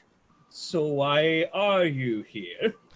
The massive figure begins to shrink as it is enveloped in this sort of yellow golden light and reduces down to a brass-skinned humanoid with sort of a scraggly black beard and black hair hanging down in curly locks down to the shoulders. Looks kind of like Jason Momoa. With bare chest, some bracers on the wrist, and loose-fitting black pants. Have any of you seen a black dragon in the skies? No. Decidedly lately. no. No. We've seen evidence of attacked caravans, but no. Allow me to introduce myself. My name is Maxon Dantalus, and I have been hunting a dragon in this region. Unfortunately, they've been particularly elusive, and I have not been able to find any trail. You say a Probably caravan not was yet. attacked. At least Gent, one. Gent will point at the wheel. I lost a wheel. It was being driven by a frog. Curious. Don't let Scuzz talk to the dragon. Don't worry, you can't say worse things to this dragon than various iterations of this party have said before. He's never eaten a player character yet.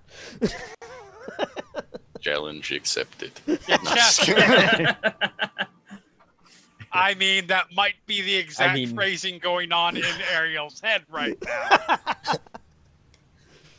I mean, one of the party is currently transformed into a Draca Lich, so I don't know how Max is going to feel about that, but... Yeah. He doesn't seem all that perturbed. But again, Max never seems all that perturbed about anything, even when he was actively eating a wyvern the first time you met him last campaign. It's like it's like if Thanos comes to Earth and it comes to Earth in the middle of like New York Comic-Con and just sees Thanos cosplayers. Oh, that's cute. But he moves over towards the wheel. Crouches down, looks at it. Something heavy dropped on this wagon. Could have been the dragon. Do you know if there have been other wagons being disappeared on these roads? At least one. We are There may have been a second. It seems probable. Well then, perhaps the mountains. Thank you for your information. If you see a black dragon of a size that could blot out the sun, run. And the dragon sort of pushes off the ground and mid-leap returns to dragonoid form. It hasn't left yet. You can still call out if you want. Okay. shoot him to get his attention. Do you know a silver dragon The wrong named sort of rough Beyonce? play. You know, we are looking for the contents of one of those carts. So The- perhaps we could help you in your search. The head turns around. And so sits down and looks at you, then looks at Scuzz. Yes. Then looks over at Ariel. Nice. There's the fortress town of Morvic Dune is about to be under siege, and they're missing supply caravans that would help them outlast. Not about to be. They are. The siege is beginning, and they're missing the supply caravans that would help them outlast that siege. And we were sent to see if we could try and find what happened to those caravans. A noble goal. Certainly I will aid you in this task then. And turns up one paw, or one claw, palm up, and extends it out towards the group of you. Aldeath will climb on. Yeah. My transformation has dropped by this point because it only lasts a minute. Okay. Yeah. Do all of you get on the paw? Yes. Skuzz immediately jumps on the paw. I still have wings, so I'm just gonna fly into the back neck area, somewhere safe to land. Okay. You I'll get up. put the Gentle dragon scramble right up, out. yeah. You get up on top of the back, and you realize why he's picking people up in his palm almost immediately. He's very aerodynamic, and there's not a lot of places to hold on back of him. I'll find somewhere. Make me an I'm gonna find athletics some check. handholds on this dragon.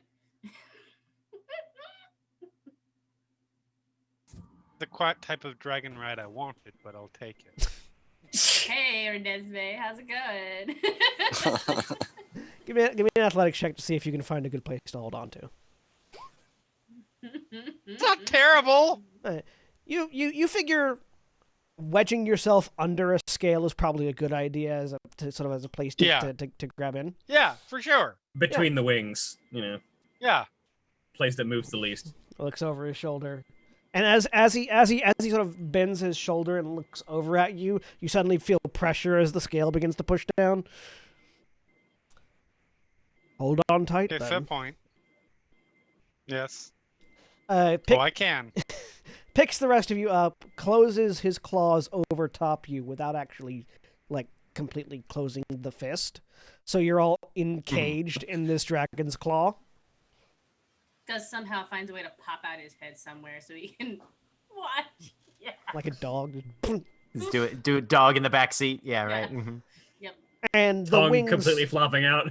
the wings, there's one powerful beat of wings as the dragon takes off, and you all sort of feel yourselves pushing down as the force of this dragon going up pushes against you.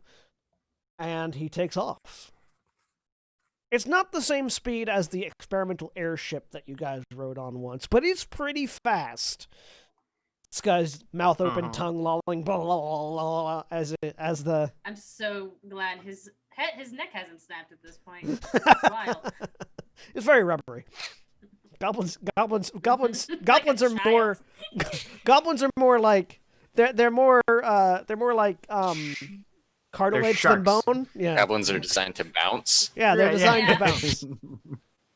Goblins don't have a bone structure. That's why they fashion all their weapons from other people's bones, because their bones aren't really good for that, because they're rubbery and wobbly, except for their teeth. But anyways, See, they're the most solid thing about them. they are. That's the only solid thing about them. Yeah, and they're on a hinge like a shark. Is stupid. I'm several rows of teeth. Yeah. Oh my god, I hate it. Basically, if you took a chain chomp and put it on a body. Pretty much. Pretty much. The dragon takes off towards the mountains.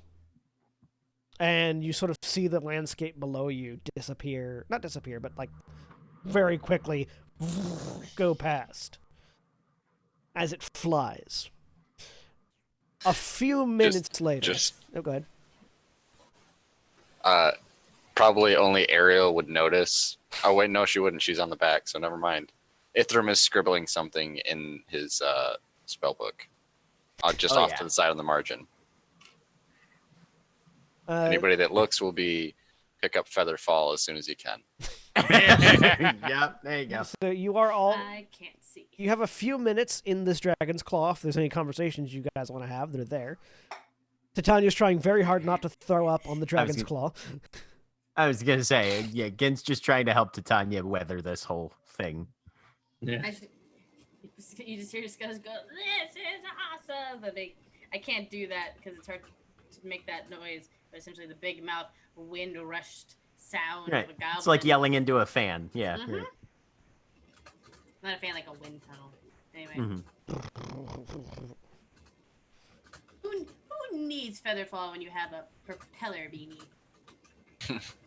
Ariel, having reverted from angelic form, probably soon after takeoff, Yeah. is currently having a screaming match in her head. What? This is Ariel also just screaming out loud, or just like clinging for dear No. life? Outwardly, everything is perfectly fine, and this is absolutely what was intended. You're definitely developing a bruise, like along your back, where the scales are pressing down on you. Right. Yep. Outwardly, there is nothing wrong. Everything is exactly as it was intended to be. After a few minutes, as the dragon lands on its other 3 feet, and the claw opens up and lowers down to the mountainside, as you are all now roughly here. Like tumbles out giggling and completely windswept. Great. Then another paw. Then the claw reaches up and very gently 2 nails pinch the back of Ariel's coat and remove Ariel from beneath the scale and deposits Ariel on the Thank you. ground. You're welcome. It was invigorating. Shrinks back down to his human form. Desmond in your head's just like, yeah, it was. Well, You're lucky you don't have a body to punch. These mountains are dense enough that a dragon could make a lair. We should follow, if you can sense any of it, we should follow the smell of acid or any other acrid smell. That should lead us to the lair. I feel like as a Gens will smith, take I'm a familiar whiff. with acid etching. Yeah, And so I would probably know the smell of acid relatively well. yeah. What was that? Ithram will walk over to you and... go ahead. I was like, what was Jack? Jack, what were you saying? Oh, Gen's just gonna raise his head and take a whiff. Yeah. You can make perception checks. Aether, what are you doing? He's going to cast Enhance Ability Owl's Wisdom on Valdeth? Valdeth. Alright, Yeah. so perception check Yeah. with advantage. 21. Nice! Of course. Roll the same thing twice. I got the reverse of what Jack got. Roll 2 5s. And anyone else that wants to can make a perception check as well to see if you can pick up any Sure. trail or tracks. Valdeth got the reverse of what she got.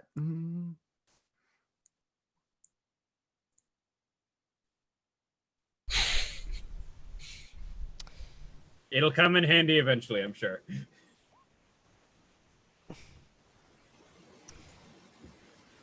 So, everyone except for Skuz and Valdeth. Of course. I'm just like, I wrote a dragon. It was DC 14. You get Dice. a smell hits your nose, and it's something definitely acrid, but also like meat that's sat out for too long. That's never a good sign. And if any of you follow the smell, Yep, I'm going to check it out. moving I'm used to seeing dead, rotting things. moving through this mountainside terrain, you find a boulder sitting behind which is the skeletal remains of what appears to be a humanoid of some kind, with acid rotting meat sitting around it. Yep. Question. Breadcrumb That's the familiar. first. Did the boulder have questions about attacking a small girl? No. The boulder is conflicted. It is, however, like on one side of it, the boulder has been like bleached. Like on the side that the skeleton is on, the boulder's just been bleached white. Yep. Chemical weathering, man. Whitewashing. Terrible thing to see. Acid will do it. Acid's a hell of a drug. It is. I can tell you stories. Just one story, but it's a really good story. I have exactly one story about that too. Maxendantalus follows behind, looks over. That would be the trail we were looking for. Probably someone that Quite. got Gen's too gonna close. cast around and see if it leads anywhere else, or if we simply have a single isolated data point. At the moment, a single isolated data point. Give me a perception check. Or survival check. Anyone who wants to. Survival or perception. I'll make perception. Hey, there's my luck back Make again. perception. Get you're sort of focused on that meat. There we go. That Mhm, smell right, is just- invading your. And as Titania begins to I throw rolled up the same over in one thing. side, you go join her.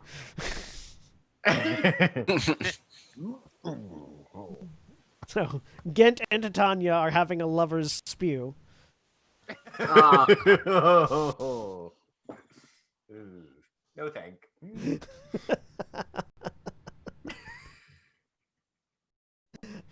Thanks, I hate it. I am a wizard with the spoken word. You're something, that's for damn The opposite sure. of that. I mean, he managed to cast Sickening Ray. It was pretty standard. All I'm wizard gonna magic. say is Ray of chaotic sickness. evil wizards are wizards too. Exactly. That's fair. You- That's very you- fair.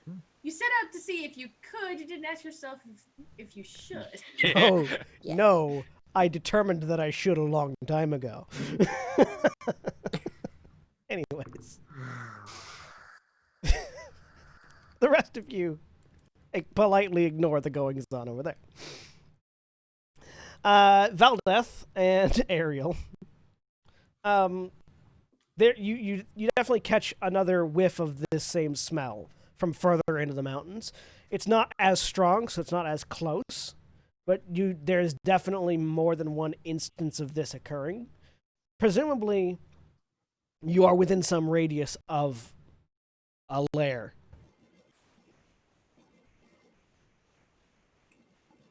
Does Gen know anything about dragons in general or black dragons in particular? Sure, give me a nature check. Yeah, that's a good question. You can Yeah, all give me let's a see nature. what we know. Nature check? Yeah. Okay.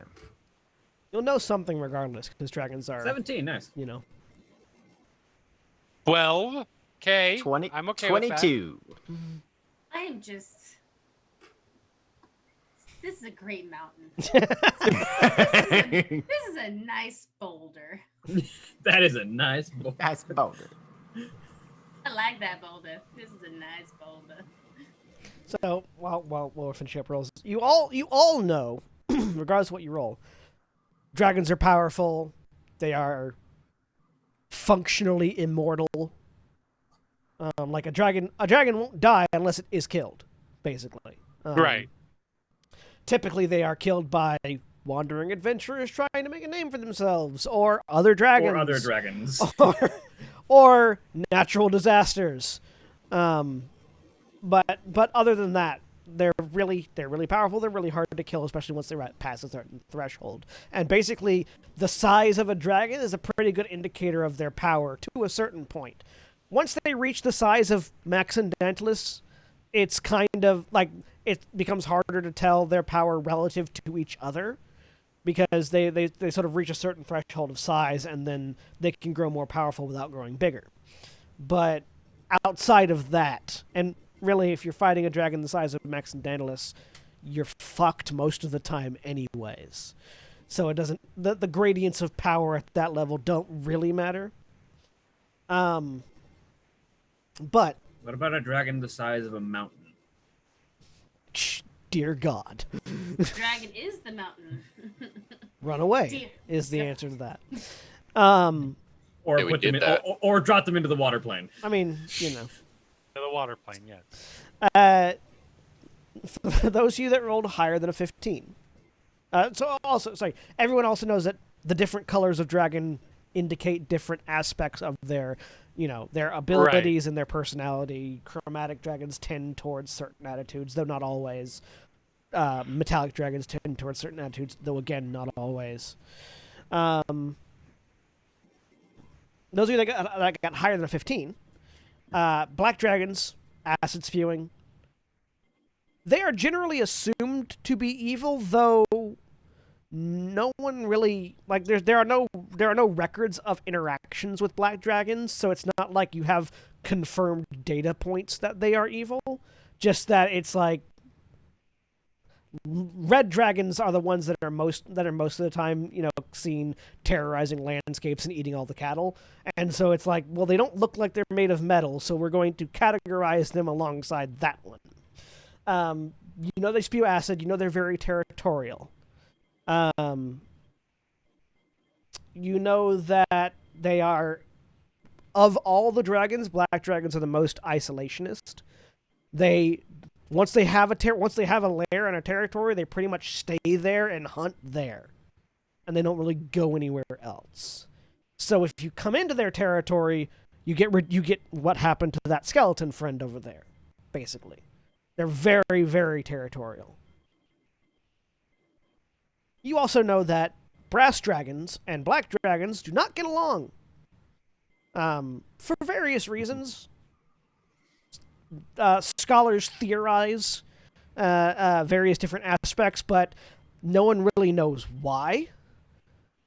They just know that brass dragons and black dragons don't get along.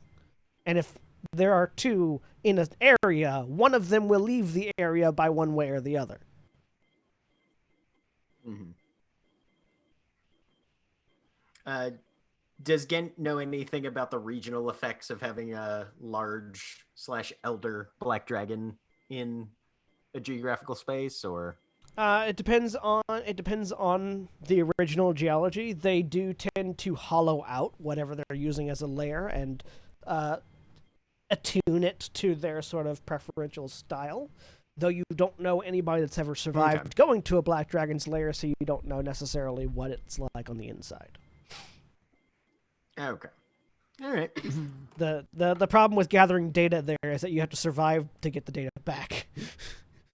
Right. And that part's hard. Well, he'll catch his breath and wipe his mouth and... All right. Where now? Ariel and Valdeth, you two knew where the next body is. Oh, yeah. Yeah. Well, we found another one, if this is a trail. Then Like breadcrumbs, except dead bodies. Dead crumbs, yes. Dead crumbs. My next Deadpool knockoff that is still a Deadpool actual comic, Dead Crumbs, coming soon. It's just Deadpool, but he's a piece of toast.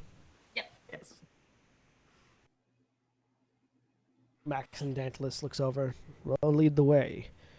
We're likely finding the trail markers, or territory markers, as it were. Keep I will outside. take point. Question. Is there a particular reason you are chasing this dragon? Yes. Are you willing to share that reason, perhaps? Was going to be my next question. Sorry, you only get one question. Yes. One Just- question each for the dragon.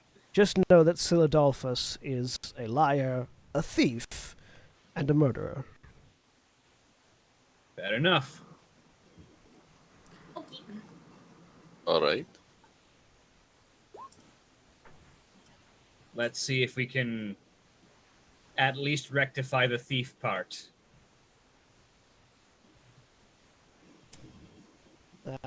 So, you lead the way. Yep. You're not going to need to make any more rolls because you found enough of the. Over the course of the next half an Good. hour. That means I can't Yeah. roll any more ones or twos. Exactly. Over the course of the next half hour, you find several more corpses. Eventually Saving them all for the combat. eventually leading to a large open-mouthed cave that looks like it's been burnt away. Like, it doesn't look like this cave was naturally occurring previously. You can see that the edges of it are bleached white. It seems like the dragon probably made this cave with its breath. Hey, good news. I think I found the cave. Yes. Let me take care of Silidolphus. The group of you should go in, find whatever it is you're hoping to find. And if you find a large scroll case, please grab it for me. Very well. We will run Gent gets like snatch a and little bit of grab a operations. thoughtful look on his face. Should we wait for battle to be joined before going in, or? Yes. All right, we'll camp out here for a moment until things get loud, I suppose. What if there are 2 spelled scroll cases? Or 3? We will grab them all of all. them. The one I'm looking for Yes, has we will.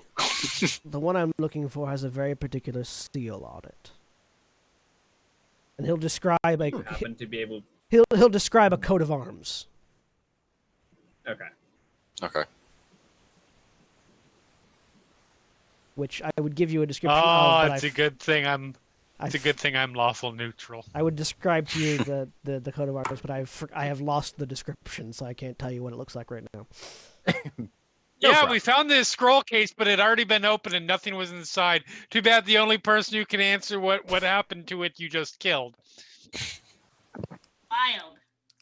It's just a shame. Max and Dantalus, No. still in human form, walks into the cave out of sight. Saying that to an ancient dragon. You got balls. I mean, what's he gonna say? I don't believe you. Breath. That's your choice as I die. That's just your opinion, man. Like, as the flesh is burning off. Pull out the scroll. You got it, and then it burns away. Pranks. Yeah. I punked you. Punked you, bro. Like Ariel would ever do, not say the first thing, but ever be like, I punked you as she lay dying. That Should have seen your face.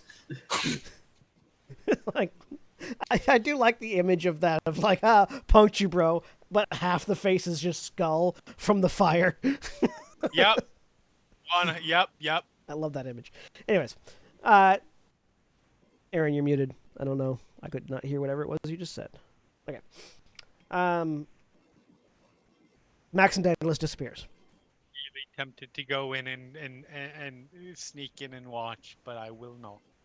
Well, you don't have to worry about sneaking in and watching, because after a few moments, there is the sound of roaring, and then the other side of the mountain explodes outward, as a giant black dragon and a giant brass dragon roar into the skies, taking bits of the mountain with them. Yes, but that's not the point. It was the initial engagement, because almost certainly, look at what colors those are. There was absolutely an opening snock line. Shit was definitely spoken. There was Go something find said some by that brass supplies. dragon. Yes. We should Anybody probably head who inside, no though. draconic. Well, that's our cue, yes. Yes, that is. Is this absolutely really that unusual?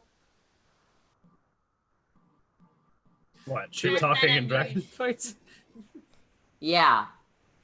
Probably not. I'll be honest with you. But let's go. Two dragons I- fighting invisible in view of mortals is fairly uncommon, yes. Yes, in my vast experience of witnessing dragon fights, Like, I don't like. It's unusual. And for we're us walking. It's unusual Yes. for us And to we're see walking. it. I Yeah, am we're going. assuming we're having this conversation as we're rifling through stuff trying to find supplies. Like, But going through I feel this- like it's fairly common for dragons to shit talk each other before they have a fight. I think they should talk while they're having a fight. Depending Probably, on the yeah. We're Yes. just all having very strong reactions to this situation, and that is surprising to me. I mean, it's one thing to understand the mechanics and know that mountains sometimes explode and spew molten rock all over the place, but then you see it for yourself, and it's quite a different experience from what I've been told. So are you guys sneaking into the lair or are you just walking in? Gent was hoping that people were sneaking because he was certainly Yeah. going to try. Yeah, no, Scuzz- sometimes, see, the thing about it is sometimes dragons have, minions. Mm-hmm. Sometimes they do. It's true. Unfortunately, BBs. you have My a God, I have an inspiration. There we go. Jesus. So, you unfortunately have a dwarf in full plate in your party.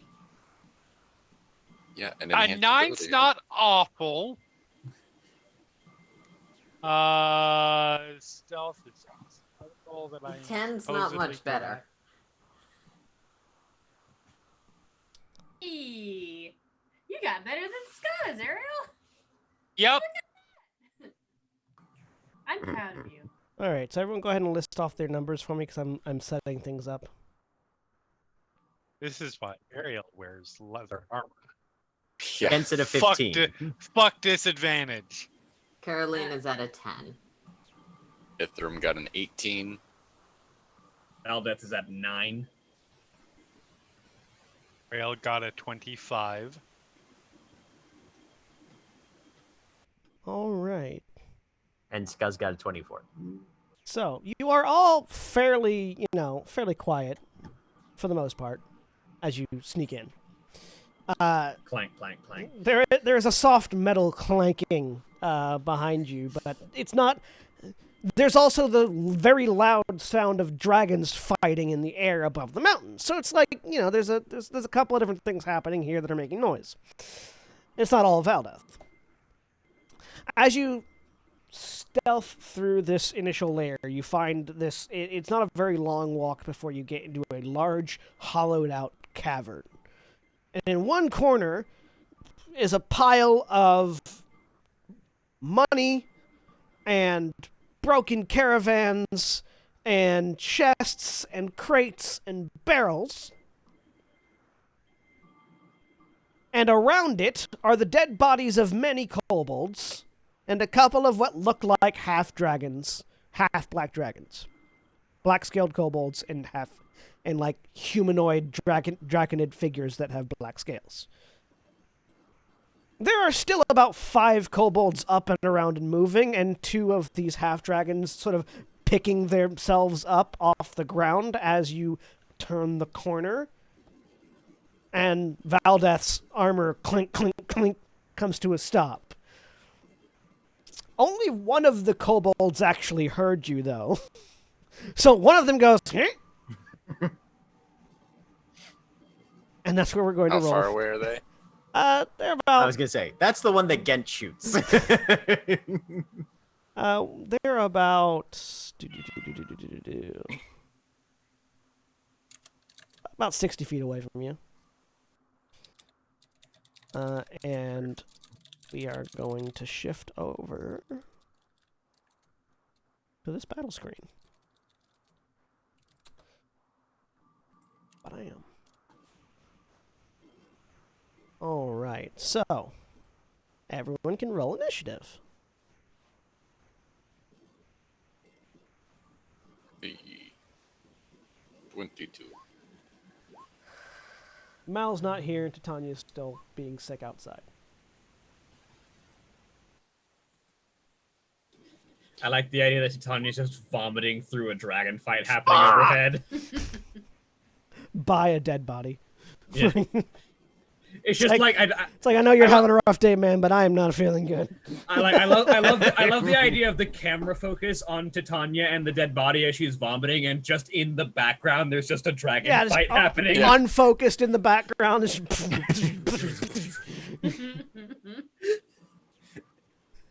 The real conflict, though, is right here. It's the what was it? The stupid. It's the Guardians of the Galaxy scene. Yeah, Oh, right, yeah. Yeah. Mhm. where everything's focused The on opening Groot while opening the- credits for for Guardians 2. Yeah, exactly.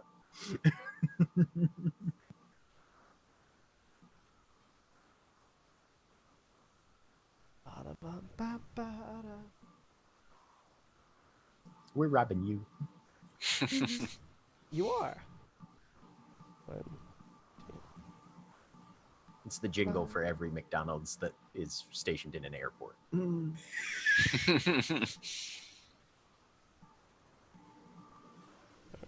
It's called McStortion. You could say, yeah, Extortion. insert any shop At an in an Yeah. airport. airport. But that's the Yeah. one with the McDonald's jingle, though. Yeah. Now I want to make a charlatan rogue who goes by Mixtortion. In Your ID just says McStortion. Is that? See, this is another reason Yes. Portland is the best city ever, because we don't let the people inside of airports charge more than they would charge if they were outside. Yes. Oh, Yes. that's neat. Which Yeah, is that's such a novel concept and also so great.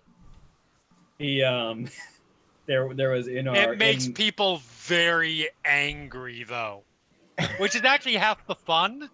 All right. in our Sunday Is Warcraft government overreach. in our Sunday Warcraft game Right, there my- was my there son was has a something very mage important to tell named McMagic who had a magic line of magic My restaurants. Say night night. Mage Night, McMagic night. face. Say. Good night, Oliver. Night. I Good night, Oliver. Dragon. Good luck, dragon. No, the other thing, kid.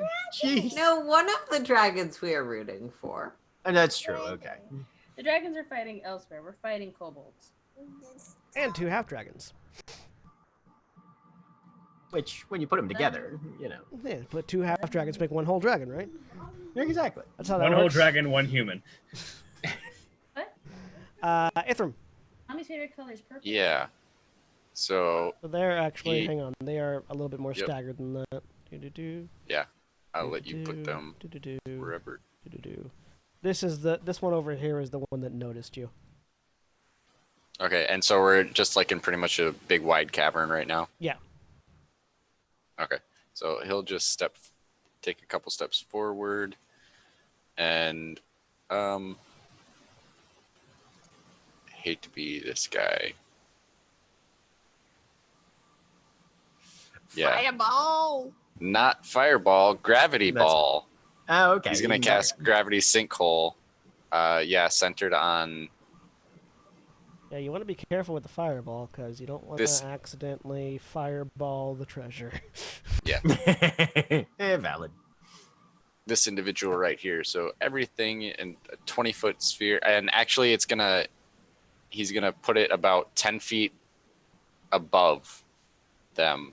So everything within 20 feet. Let me throw that into.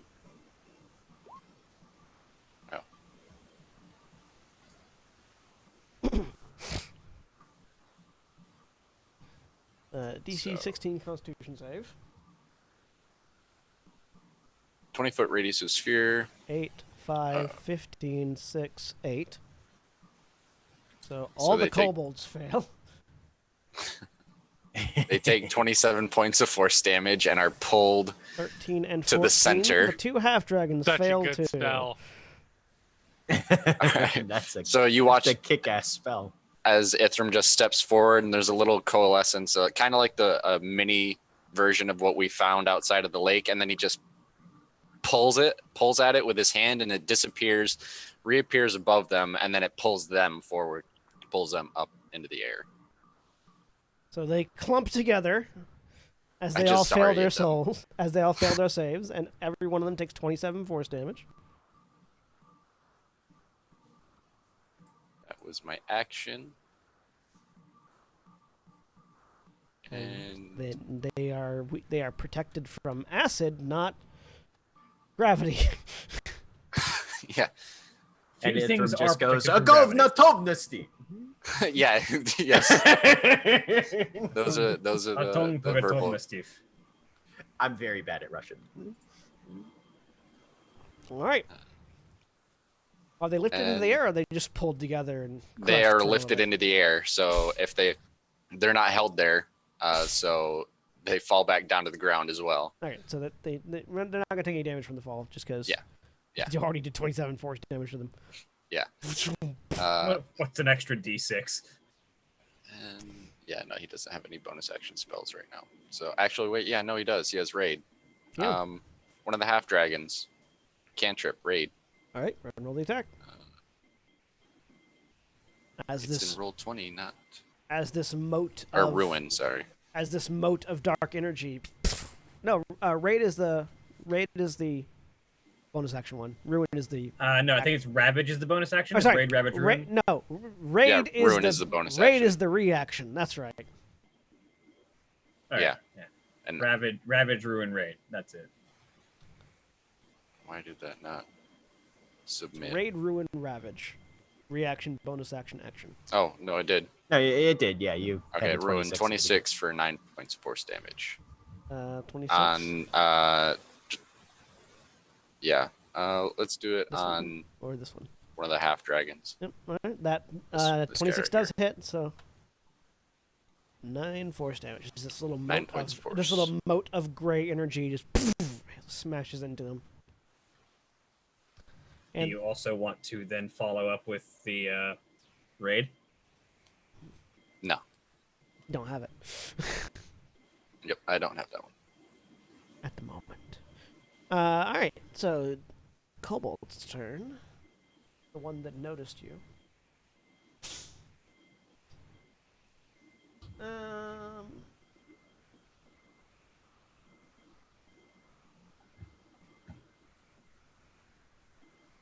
Sort of yells out something in Draconic. Those of you that understand Draconic, he goes, "Intruders in the treasure hoard." Those of you that don't understand Draconic, it's just growling and yipping. That can't be good, right? Probably I have not. no idea. Whatever it said. It's accurate. Good to know. 20. And it's going to lob a spear at Ithram. Yep. Oh, a natural 20. Oh, wonderful. For 5 piercing damage as the spear tink into the side of your armor. Okay. I love kobolds. It's not... Max and Daedalus killed most of them, unfortunately, so they're not as much of a threat as they were previously. All right, Carolina. Person 25-foot movement speed. I don't have area of effect anything really. I mean, the kobolds only have a 20-foot movement speed, so you're faster than them.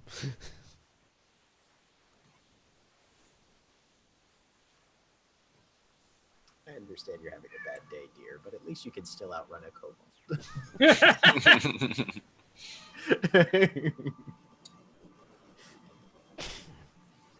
Yeah, you know what? I'll go up to this one and swing a spine blade at it. All right. I'm not gonna bother raging right now. Okay. Give us the attack.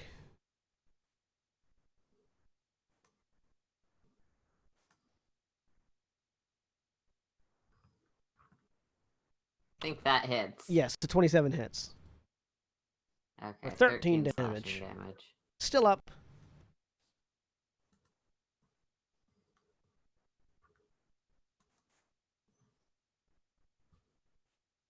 Nope. Oh wait, I have 2 attacks. Yes, you have With 2 I was gonna attacks. say, You're past 5th level. Yeah, I was gonna say Carolina should Sorry, have I multi-attack, was like, I oh, yeah, think, that's right? true. Yes. Ayo! Ouch. Okay, that's more damage. Yeah, So That was a shit crit, though. you run it up. was, but You run up and just like underhand slash the kobold with the greatsword, sort of launches it in the air a little bit, and then just wrench your arm back around to come up from the top and just bisect it in half in midair as it dies.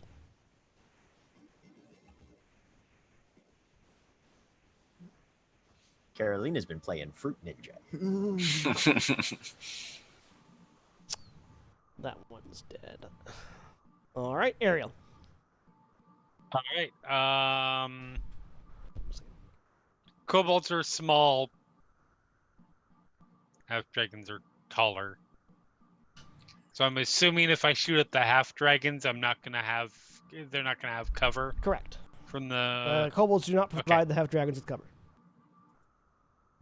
So I had to get something to am sit on going because I'm sitting on a to- dining room chair because my children destroyed my own chair, and sitting on a flat plank of wood for several hours hurts.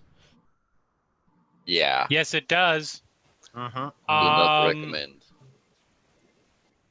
Do the half dragons, are they wielding anything? Yes, they have. What are they wielding?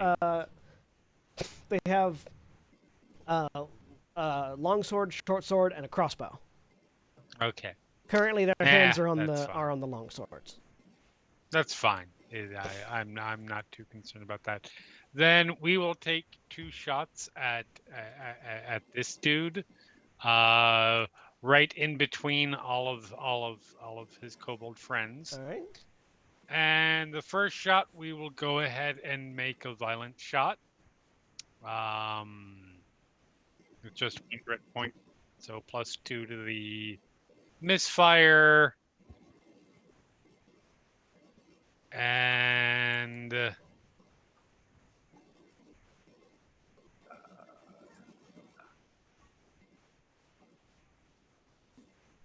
22. So you hit, but he uses his reaction to grab the kobold to the right of him and pick it up in between it and the gunshot.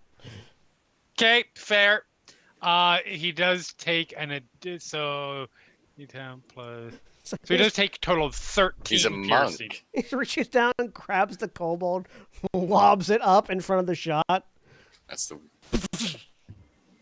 He's Best. still holding the kobold. He's still holding the kobold as a shield. Okay, basically. my next shot is going to be a disarming shot.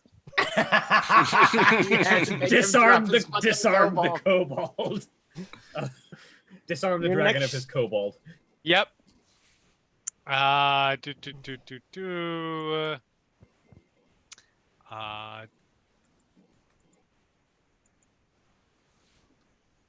So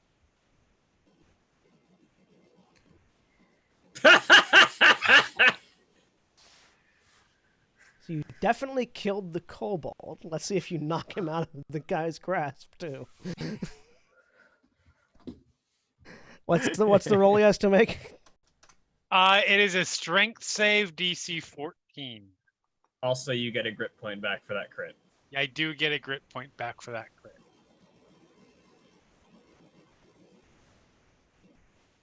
He drops the kobold.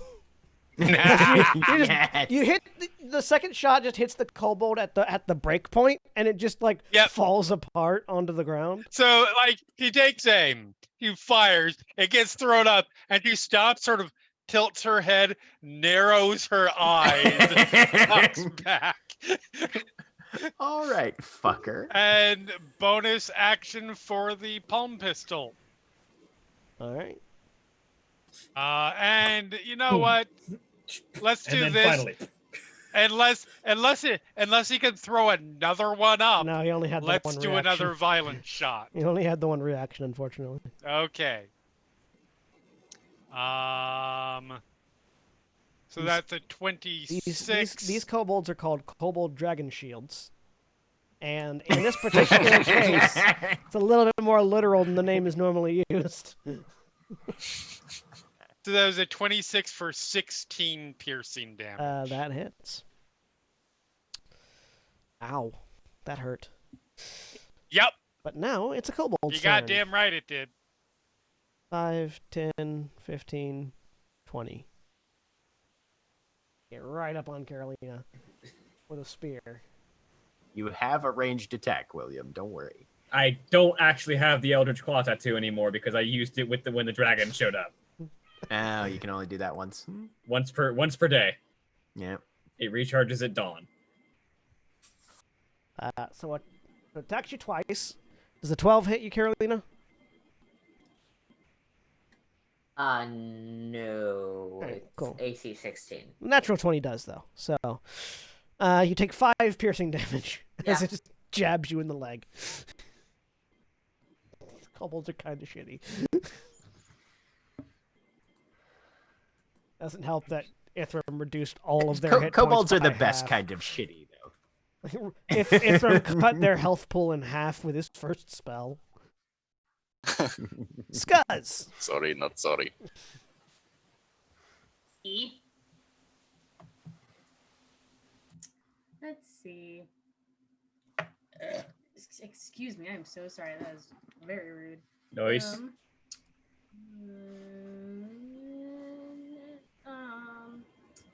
Okay, that checks out for me. Scuzz is gonna run up. Is he gonna run up? Is he gonna run up? Is he gonna be smart? You do have those fun throwing daggers. He does have the fun throwing daggers. And the fun beanie cap. He's gonna get this guy. Yep, get your flanking. Who's engaged with Carolina, Mm-hmm. so that he can have advantage, so that he can have a sneak attack. That's all that matters. What to say? Okay. So he throws a dagger. Can he throw a dagger even though he's 5? Like Yeah, you just have within melee disadvantage. range of somebody. You just have disadvantage if you Disadvantage. throw a dagger. But with the daggers from the bracers, I'll say you can just be a stab flat them. roll. You don't have to throw those Yeah, he daggers. You pulls can it just out stab and them. stab. Yeah. Yeah, he's not gonna throw. He's gonna pull out a magic dagger and stab a kobold with advantage. Bam. 19 hit. 19 hits. Cool. So you take 6 points of piercing damage and So you just walk right up, you just behind him, and just, and he's dead. just like Carolina is getting ready for the next one. Scott just comes up and just like real quick in the jugular, just like Ching. Just the TF2 spy backstab. Just the Right, exactly. gone. Yep. And that one is dead. far was that? Now you can throw a dagger without being at disadvantage. He does still have a bonus action. He could throw one. Sure. Let's throw one at this guy. Which one? This one. That one. Okay. Not dead. And it's just a regular hit. Does a 27 hit? Yes, a 27 hits. Damn it. He only takes he doesn't even take the 8 points. He takes 3 points of dagger damage. Oh, it takes 4 because no, because they're not. hit. That's right. They're not. They're not the. They're not plus they're ones. magic in they can get through resistance, but they don't have a plus. No. Right. So 3 damage to that one. So just tree. Yeah. All right. That was action bonus yeah, action. and then that was Yes. a bonus action to do that. So she's just out in the open. All right. Valdeth. Here I am. Well, that walks 25 feet forward Ting ting ting ting ting ting ting. and just sort of rests the greatsword on her shoulder and just kind of looks across the group of remaining enemies. Look, the lot of you know how this is going to end, so might I recommend that all of you just drop weapons and leave before you have to die? I can't imagine that serving this dragon is particularly fulfilling for you. Make an insight check. If they even understand me. Natural 1. I have no idea whether or not they understand me. You made a compelling argument. Anything else on your turn? I feel like attempting to persuade them took my action, so no. All right. By the fact that you didn't ask me to roll a persuasion check, I'm assuming they didn't understand me. There's a number of things you could assume What from that. makes you say that? There's a number of things you could assume from that. 5, 10, 15. So And by the fact that they're still going to go and stab Scuzz. you shout this out. The two kobolds look at each other, look up at the half dragons who look down, and say so. And do any of you know Draconic? Yep. Just Carolina. I do Carolina know. does. So Carolina, you hear in Draconic, you can eat that one. As it points towards Scuzz.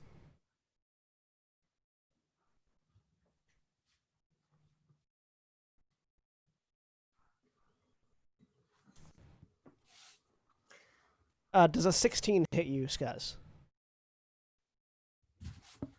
You're Like muted. cool tattoo armor.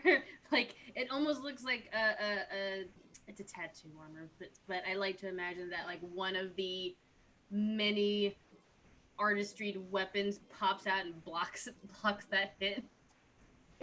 Yeah, sure, why not? Ding. Yeah. But the natural 20 does hit you. So, That will hit. 4 piercing damage. That's cool.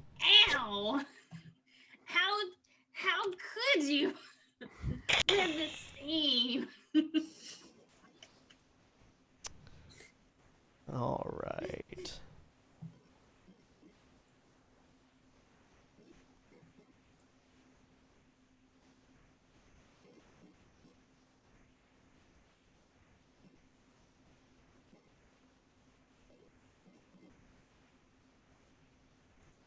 Why do I get the feeling that Ithram's about to be jealous because one of these half dragons knows Fireball? One of those half dragons knows what? I said, why do I get the feeling that Ithram's about to be jealous because one of these half dragons knows Fireball? Oh. 30.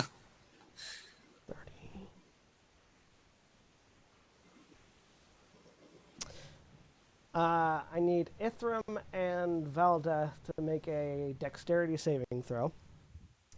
As this black-scaled half-dragon marches up towards you, Valdeth, since you were the one that was talking. And 14. just sprays a gout of acid directly into your face. 19. So you take half damage, Valdeth, as you get your sword up. She had it rested on her shoulder, so I feel like she sort of like pommel checks him in the chin. It's like jam it upward. You still take some of it, so. Yeah, it's acid. It splashes, so it doesn't get directly in me, but it splashes on me. It's like getting in someone's face to breathe a cone is just like begging to be checked in the chin, though. So, like, just... Ithram, you take 34 points of acid damage. And Valdeth, you take half of that. Cool. Which would be 17. Which is 17. 17. Yep. Sorry, yeah. Ithram looks steaming and scalded. It's like sort of an involuntarily high-pitched scream from Ithram as the acid hits. You weren't expecting it. Gent. Guess who made the shit list? Okay. Oh, perfect. Gent is going to shoot this rearmost half dragon with a spell that he's been wanting to try for a while. Are you question? Are you transforming Finger of the Damned first? Yes, he'll be pulling out Finger of the Profaned. Or Finger of the Profaned. So you're just using it but not transforming it?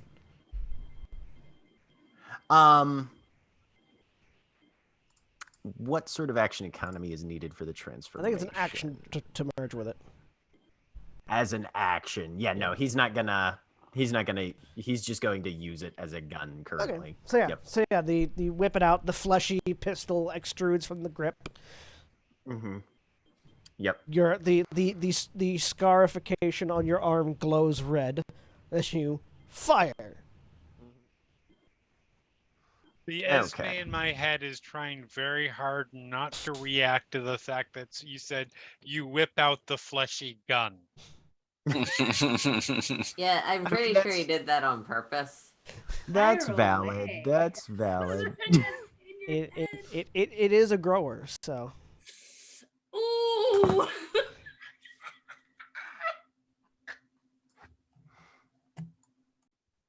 All right. So technically, this square is like, it's a 20-foot square centered on whoever I hit. So, boom, basically like that. Okay.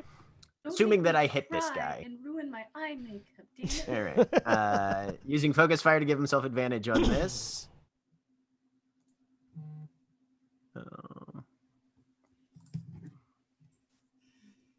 Boop. Hey, look at that. That hits. Real good. Okay. So he takes 22 magical piercing damage to start with, and then Frost Heave goes off. I need to roll another 3d4. Show off. So what does all this look like? So basically, fire the this bullet bullet bone. punches into him, and then there's just this blast of cold energy as inside this area, frost spikes just jut up, chunk, chunk, chunk, out of the ground in the interior area. And they have the two that are inside the area need to make a They DC failed. 16 dex save. They failed. Okay. Both of them suffer 13 points of frost damage and fall prone. Ow. It would have been a lot less painful, but I crit, so you know. All right. Well, it's that half dragon's turn. Unless there's anything else on your turn.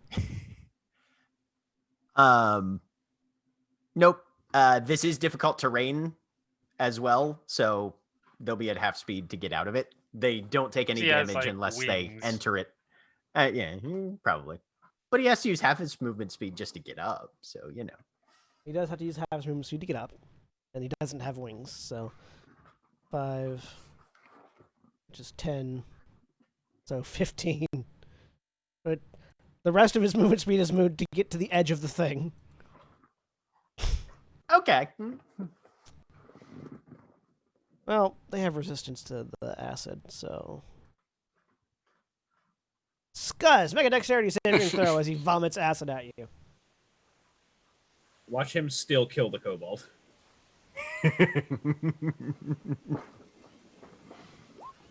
11. Wait a second. That's Hold on. not great. That's not great. I have lucky points. I also have inspiration, but I need to just use all the things to make me roll better. 27. There we go. Okay, so you managed to. You have evasion, right? Oh, I do have evasion. I keep forgetting I have evasion. So you Evasion's the you just best. sort of duck behind Whoops. this kobold That was the. Shoop. as it just gets blasted with acid. Takes half damage. I like the idea that the kobold is standing in a particular pose, and so to avoid all damage, Scuzz just stands in front of the kobold and perfectly mimics its pose. Right. T-pose for survival. The kobold looks kind of looks kind of Exactly. angry. So does the half dragon, for different reasons though. Perfect. Because they're roughly the same size, so Scuzz can do that. Exactly. No, Oh, that it's one's literally dead. like kobolds are long in the face, goblins are long, long, Or wide Wide in the face. and the goblins are wide in the face. So literally, Scuzz just turns his head. 5, 10, 15. Okay. This one gets over to here. Goblins and kobolds are very, very similar, and I love Actually, I both can of get over them. there. And I'm absolutely making a village that is just called goblins and kobolds. Sure. Goblins. I would like to order 1 corn on the coblin, please. Extra butter, thank you. So this one gets up next to Scuzz, and because they have pack tactics, has advantage on this attack rolls. Yep. Ew. You know what the best thing to do with a kobold encounter is? Because nobody takes kobold seriously. Mm. Give them magic items they can use. Yep. Yes. Yep. Yeah. Kobold with a horn of blasting. Yeah, just summon a bunch of Valhallan people, just like. Does a What? 12 hit Scuzz? No. Cool. Because with advantage, rolled a 12 and an 8, and then a 12 and a 12. This kobold just really likes 12. It's just jabbing at you, but you're still like dodging by acting like the other kobold. Just like he's doing DDR dance moves, followed arrows. Ithram. With wands of fireballs. Sorry. This chair has made my butt hurt.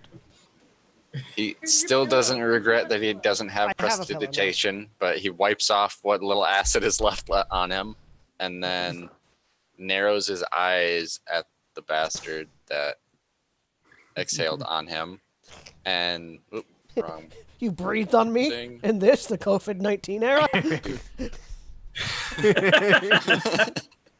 That half dragon's not wearing a mask. Nope, God definitely damn not. it. Definitely not social distancing. Look at how close he is to Valdez. Look at this fucking rat liquor. That is not 6 feet. This is not safe combat, y'all. And Gent is he, practicing very safe combat. Yes, that's the thing. I You are get Ariel standing very within 6 much feet of know Ariel, though. how to fight in a socially distanced area. So each square is 5 feet. Yeah. So we could be on the far sides of each square. Yeah, That's- yeah, you can that's do true. that. Yeah, no, the joke is that melee range is the Yes. Right. Stay out of You're very... very- so you don't get an attack opportunity from the virus. Exactly. Exactly. he pulls his shield off of his back and narrows his eyes at the half dragon, and in total, probably total overkill, he kind of just no, he has the next best thing. He brings his hands up just like this, and then just like leans back and then jabs forward, firebender lightning style, and casts lightning bolt on that one guy. Wow. So, I mean, yeah, no, you could angle it because it is 5 feet Yeah. wide, but you get like the back half of them rather than the front half. Yeah, Yep. You just aim it down this way. just through there. If you aim it down the way that you just put, you Yeah, that get would hit Valdez. too. Yeah, like it's 5 yeah. feet wide, so you just have to aim it like roughly this way rather Yeah. than straight through him. Yeah. So just But yes, you can hit just the one you died. Significant potential question. Alright, I can dodge. and How this far? is red lightning. How far away is the opposite wall of the cave? Less Yeah. than the range of lightning bolt. Well, okay. then. Lightning bolt is 60 feet long, I believe. No, 100 No, feet 100 long. 100 feet. At least yeah. 100. Yeah, 100 feet long wide, or 100 feet long, 5 feet It's wide. 95 feet away.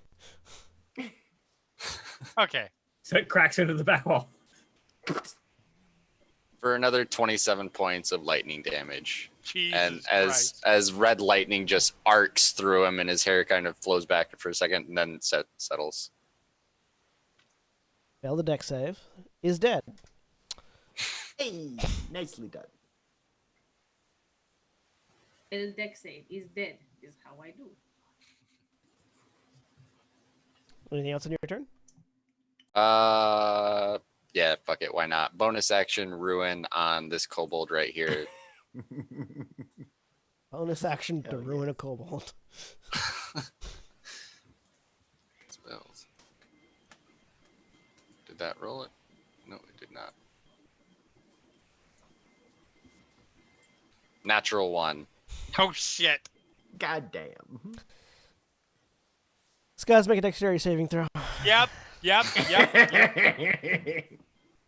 dokie. This is what happens when I try to show off. 21. Fortunately, Skuz is Oh, still nice. mimicking the kobold, so you missed both Skuz and the kobold. Nice.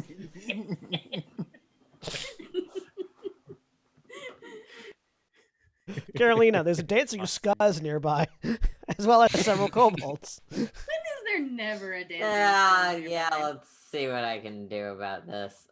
Clearly the attack is on Scuzz, right? Right. Look, aim for Scuzz, hit everybody else. That's how this works. I don't really feel like getting into melee with the dragon just yet, so I'm gonna stand here.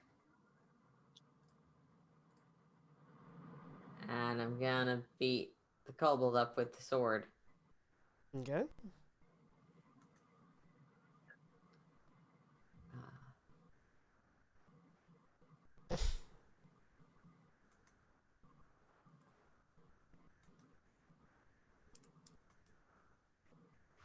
Uh, 17 hits. Cool. 15 slashing damage, and Dead. then It had 1 hit point left. You want to shift over and hit the other kobold? Or hit, or hit the half dragon? Sorry. Actually, that's the question. That's the question. Do you want to shift over here and hit the half dragon, or shift over there and hit the kobold? You know what? I've got a decent amount of movement left. I'll move here. Okay. And hit the kobold. Okay. Okay. So I'm flanking it if it Yeah. survives this. 16 hits, it dies. Cool. Just 1 half dragon left. Ariel. Made my positioning interesting.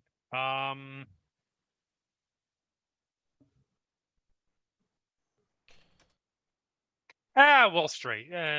So just go there. It's a straight shot on it. And let's see.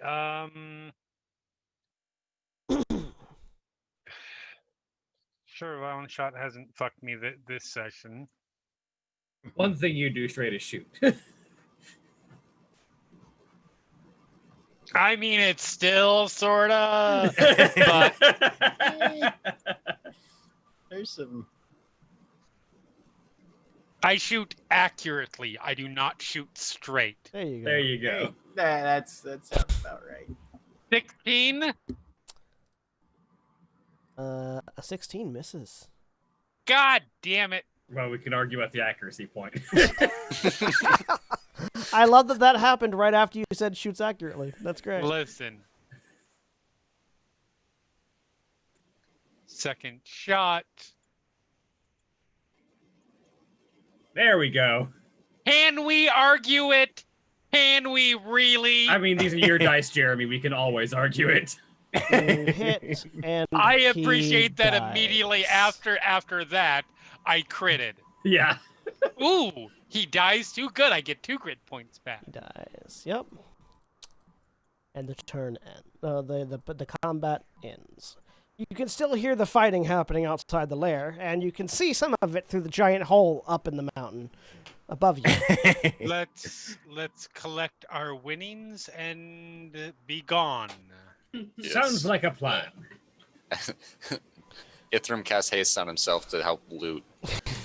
So as you That's, go- yeah, that is said very specifically as if you just won an enormous payout in a casino. Like it's the exact same tone. So there is not. So you go over to the pile of treasure and you begin looting. There you find about 3,000 gold. It's sort of spread Bag of out. holding. It's sort of spread out amongst various bits of shiny rocks and metal ores.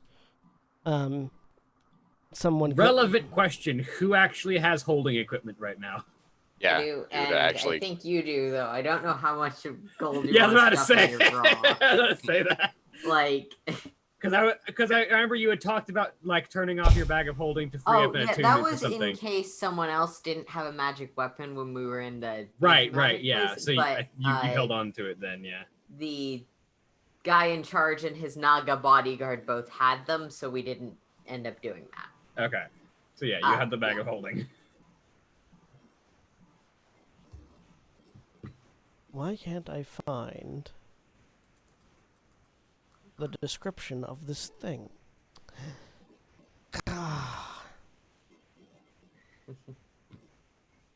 Why can't I find So- it? Presumably, for now, I can stuff it all in my bag, and then we can distribute it later. Yeah. Just mark down the 3,000 gold in the There's- bag of yeah, holding. there's if you 3,000 want. gold. There's a whole bunch of food and like food and drink scattered throughout in various crates, and there is a locked chest that has the same crest of that was described to you by Maximilian emblazoned on it, or by Max and Dantalus. Max and Dantalus. Max and Dantalus on it, emblazoned on it, and next to it is a large scroll case that also has that. Well, let's grab both of Crest. those.